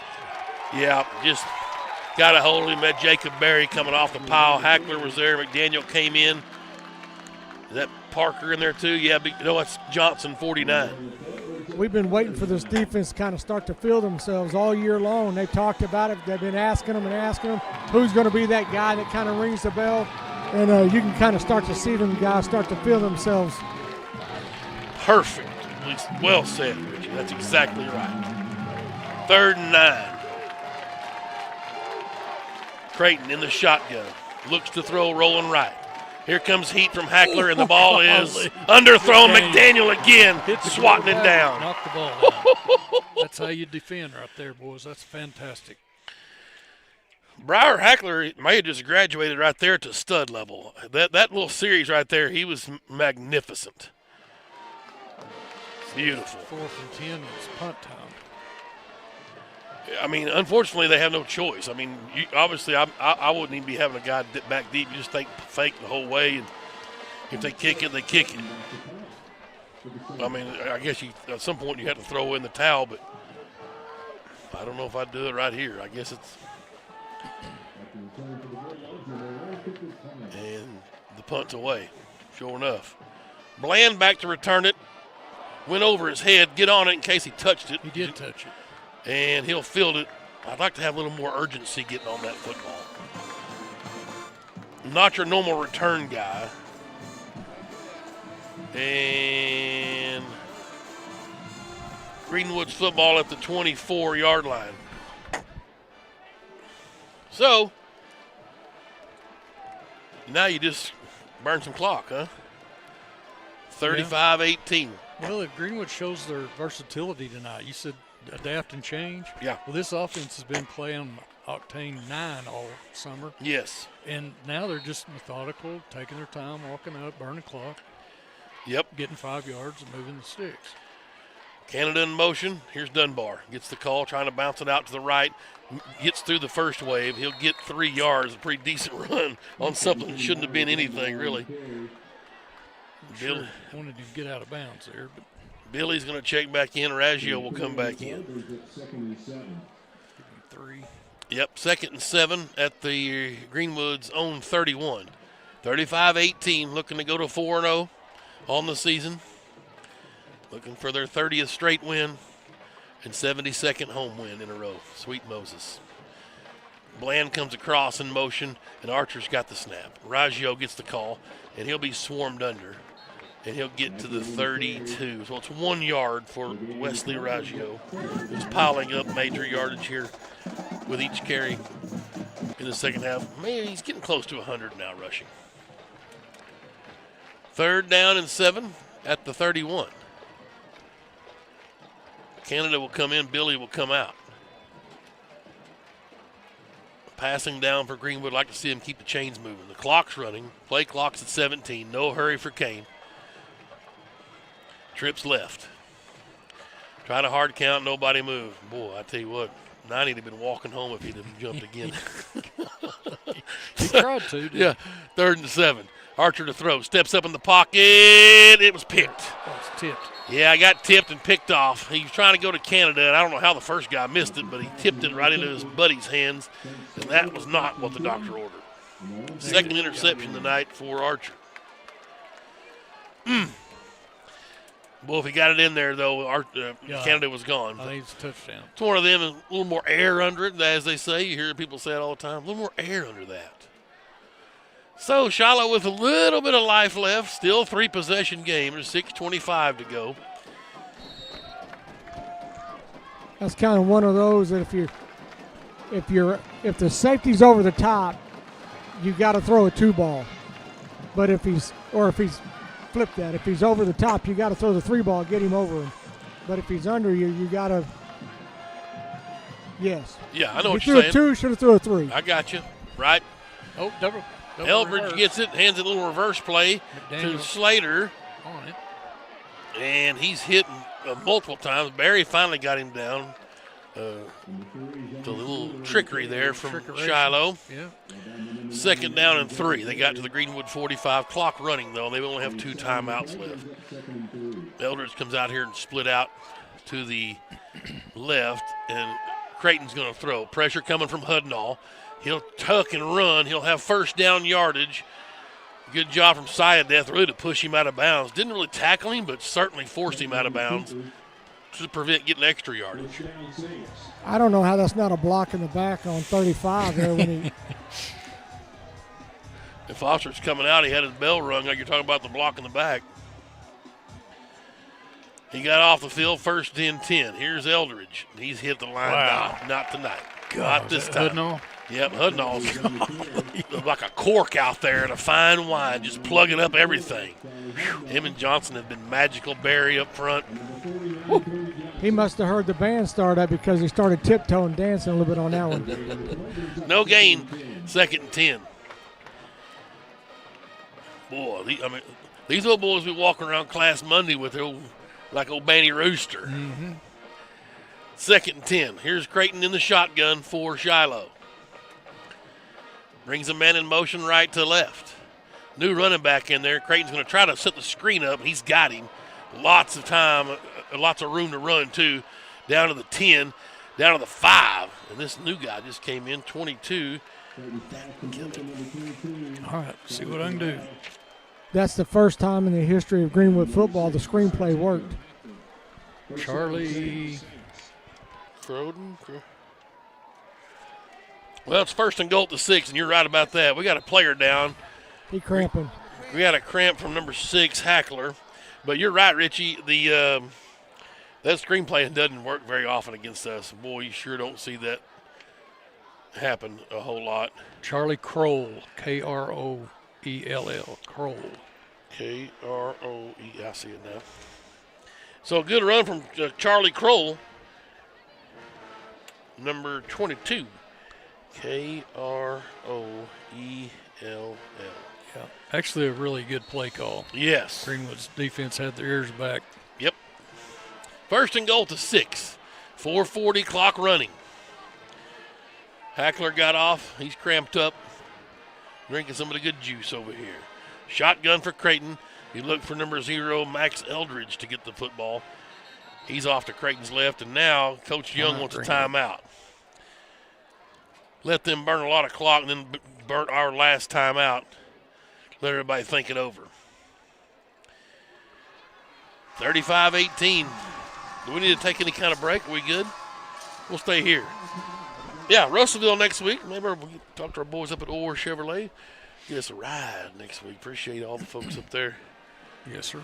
Providing transportation. Man, this is the 18th year we've been with those guys. Well, we've been with Eric Ketty. Obviously, he's been taking care of us for a long time. So I appreciate Eric, Corey Prody, all the folks up there. Appreciate all of our sponsors down the line. Boy, we've got a great group of folks. Sure are happy with the way it's going. Coach Young took the AD job, had a vision. Things are working out real well. Appreciate everybody. I'm not going to start naming them off. You're watching them on the TV, hopefully. So it's first and goal. We've got everything situated. The timeouts are 0 for Greenwood, leading by 17 points. And Creighton's in the shotgun. They work from the right hash. He's got Eldridge off to his left side. A couple receivers way out here. And Kemp and Slater. And now we're ready for football. Got it. Eldridge gets the call. Has to change directions. Boy, I tell you what. That dude's good. Pretty interesting. Just a complete lockup of the brakes, kind of Barry Sanders style. Just change direction because he was dead meat in the backfield. Yep. He's legitimate. Yep.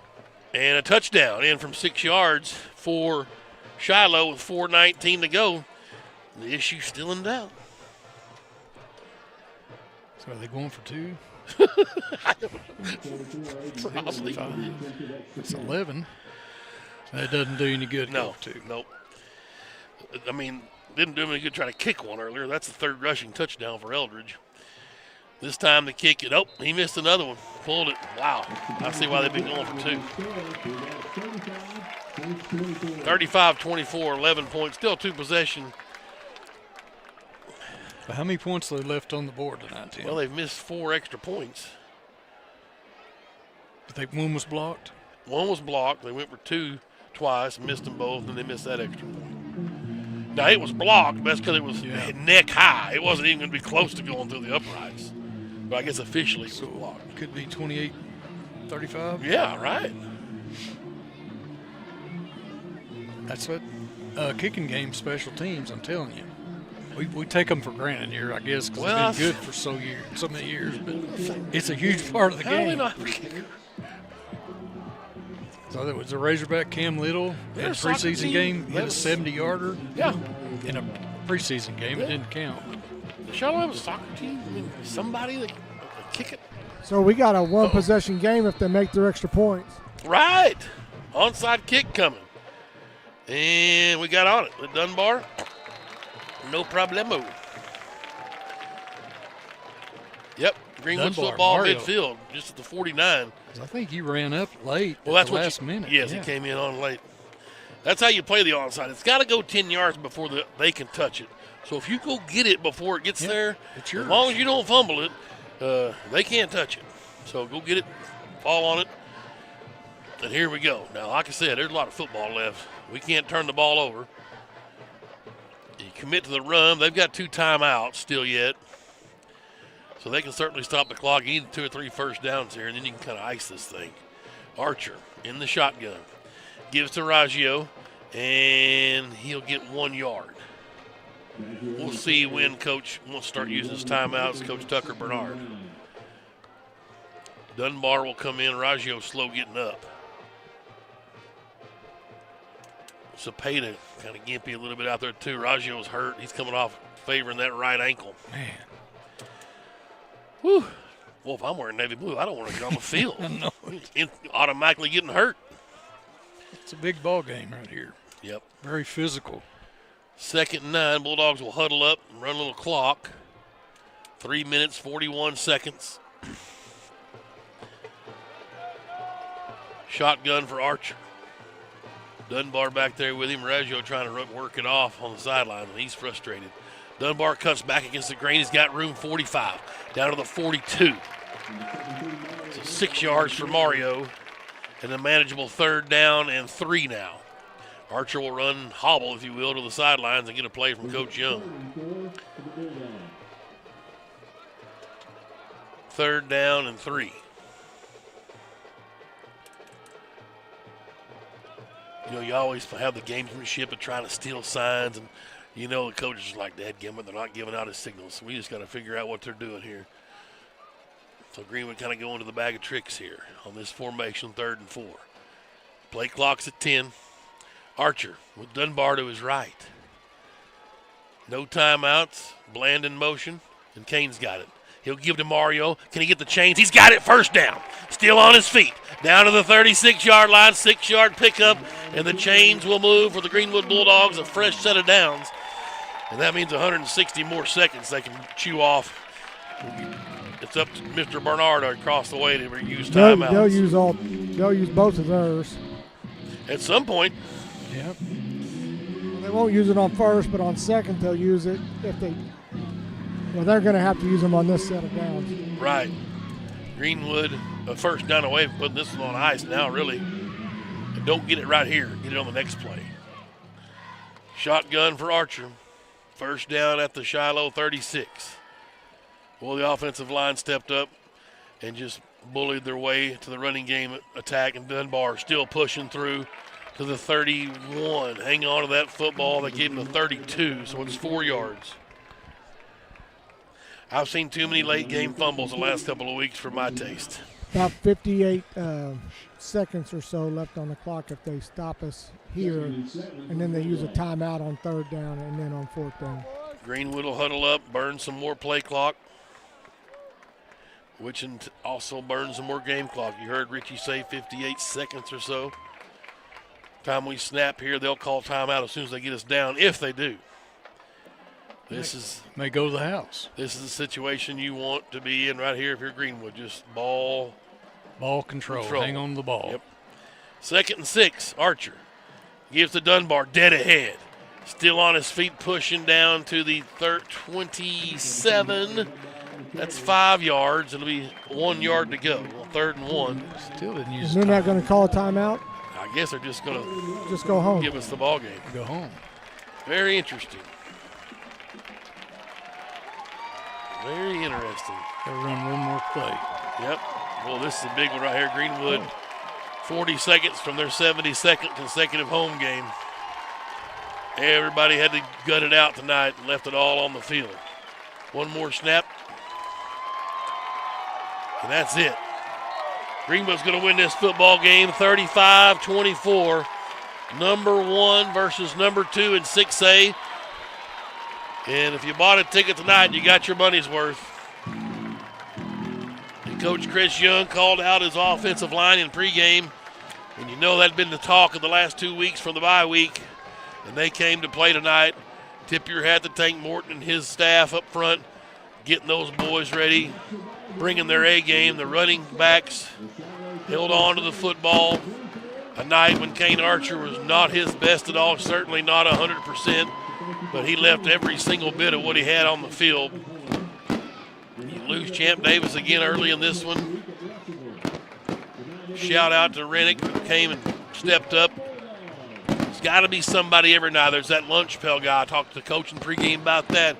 Who's a blue-collar guy that's the role player, air quotes, that steps up? Rennick did it tonight. This is a Greenwood Bulldog team win tonight. Everybody contributed. Well, the defense. We We hadn't talked about the defense yet to hold this team to 24. Awesome. Scored 72 last week against Bethany, Oklahoma. Right. And Coach Gill and his much maligned defense, they've been taking pot shots all year from everybody, including the broadcast crew, to be quite honest with you. Just a great win all around for the Bulldogs. 35-24, 72nd straight home win. Woo, that's a lot. Well, the law of averages, 10 the law of averages. Well, yeah, I guess you're right. Whatever that means. We're going to take a quick break. We'll let Coach get with the troops, and then Richie will get with the top dog here in a moment. We'll hear his thoughts in the postgame. Greenwood beats Shiloh 35-34 and goes to 4-0 on the year. Their 30th straight win, 72nd straight home win. Quick break. You're listening to Greenwood High School football. Come on, move. Here we go. Just a little baby step. Just move. Honey, what in the world are you doing? Well, I'm trying to mosey on down to the bank. This gal here is my ticket for that home improvement loan at Farmers. You know, you don't have to be a farmer to bank at Farmers. Farmers Bank is celebrating 115 years of serving the financial needs of everyone in the River Valley. And farmers. In this part of the country, it's a way of life. You're going about your day without a cloud in the sky. Then suddenly, you find yourself wondering how solid your home really is. With over 30 years of certified experience, let our team give you the same assurance on a stormy night that you feel on a clear afternoon. Before the downpour, before the leaks, call Foster Roofing, serving Northwest Arkansas and the River Valley since 1994. Come on, move. Here we go. Just a little baby step.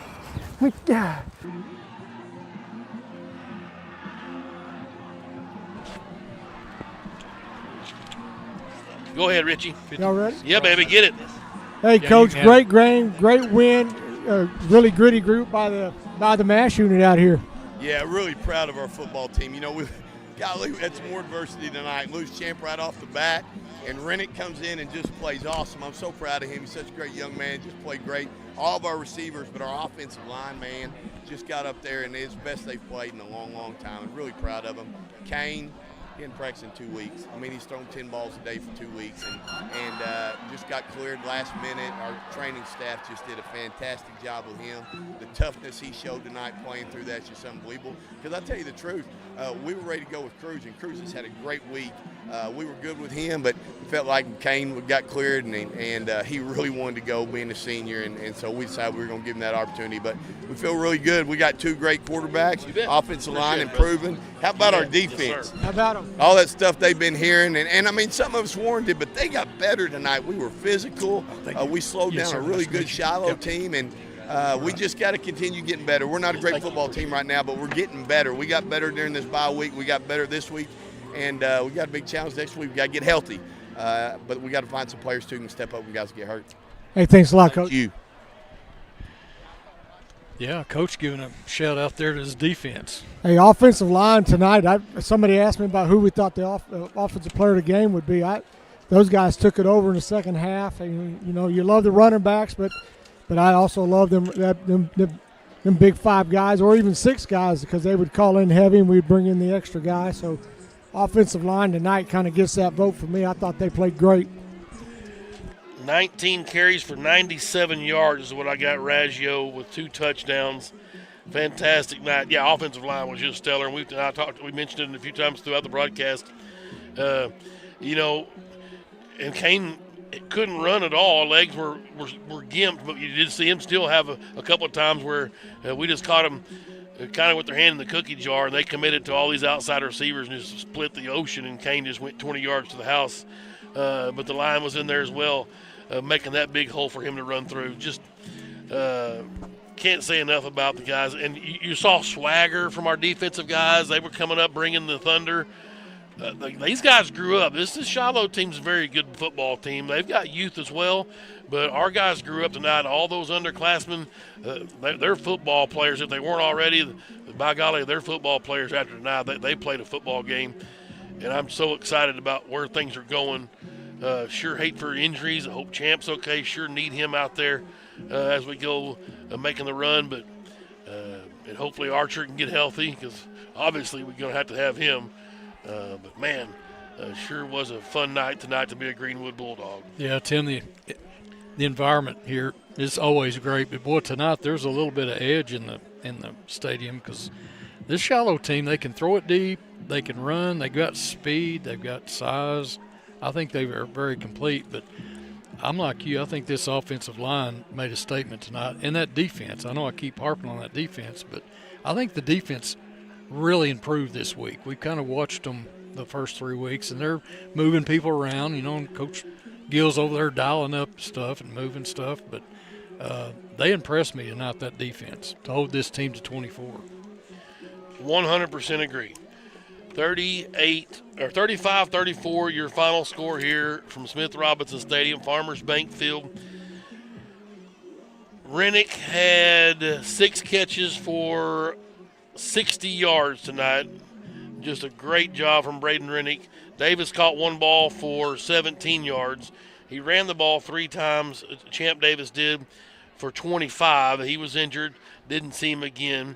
You had, Mario Dunbar, 13 carries, 46 yards, had a touchdown. He also had a reception for 3 yards. You had Raggio, 19 carries for 97 yards. These are unofficial. This is me and Meats jotting down as we go, just so you know. So he may have got that 100. The coaches will go back and work the film. I've got him at 112. Really? Okay, fantastic. I hope that's exactly right. 2 TDs for Wesley Raggio. Yep. He caught 3 footballs as well for 25 yards. Canada was really on fire early. Didn't catch a ball in the second half, but we didn't throw many in the second half. Archer only threw 6 times. One of them was a pick in the second half. But Canada ended up with 51 yards. And, 51 yards on 3 receptions, none bigger than the 4th down, 31-yard touchdown pass he caught, which was Archer's only TD throw in the first half. Bland had caught 4 balls for 25 yards. And we talked about Rennick with his 6 catches for 60 yards for Braden Rennick. 9 carries for 43 yards for Archer, including a 20-yard touchdown run. I beg your pardon, let me update that. I don't have his second half numbers on there. So it's 11 for 50 for Archer rushing the football tonight and a touchdown. And we talked about Raggio having up around 100 and 46 for Dunbar. 18 for 32 for Kane Archer throwing the football, 2 interceptions. He had a touchdown pass, 181 total yards. But by golly, the best stat of the night is 35 points scored, 24 points given up. Bulldogs win by 11, and now a death grip on the 5A or the 6A West. The Ball Barber's backing with us. That's a fun football game. Hey, that was a good football. We've watched. Some people listen. I love all the football games. So I enjoy blowing people out, and I enjoy these too. Yep. And we've watched some good football games down here at Smith Robinson the last couple of years, and this one was great. What was the final score last year? This same week, it was pretty similar, wasn't it? Mm-hmm. I want to say 28-17. Yeah, 28-17. 11 points. Yeah. But both these teams are physical. They physically, we are probably a little bigger than them. We got offensive lineman size guys, defensive lineman size guys. They look like they got 11 Under Armour models out there. I mean, they just they look the part for sure. They got 11 athletes on the field. They're a good coached football team, well coached.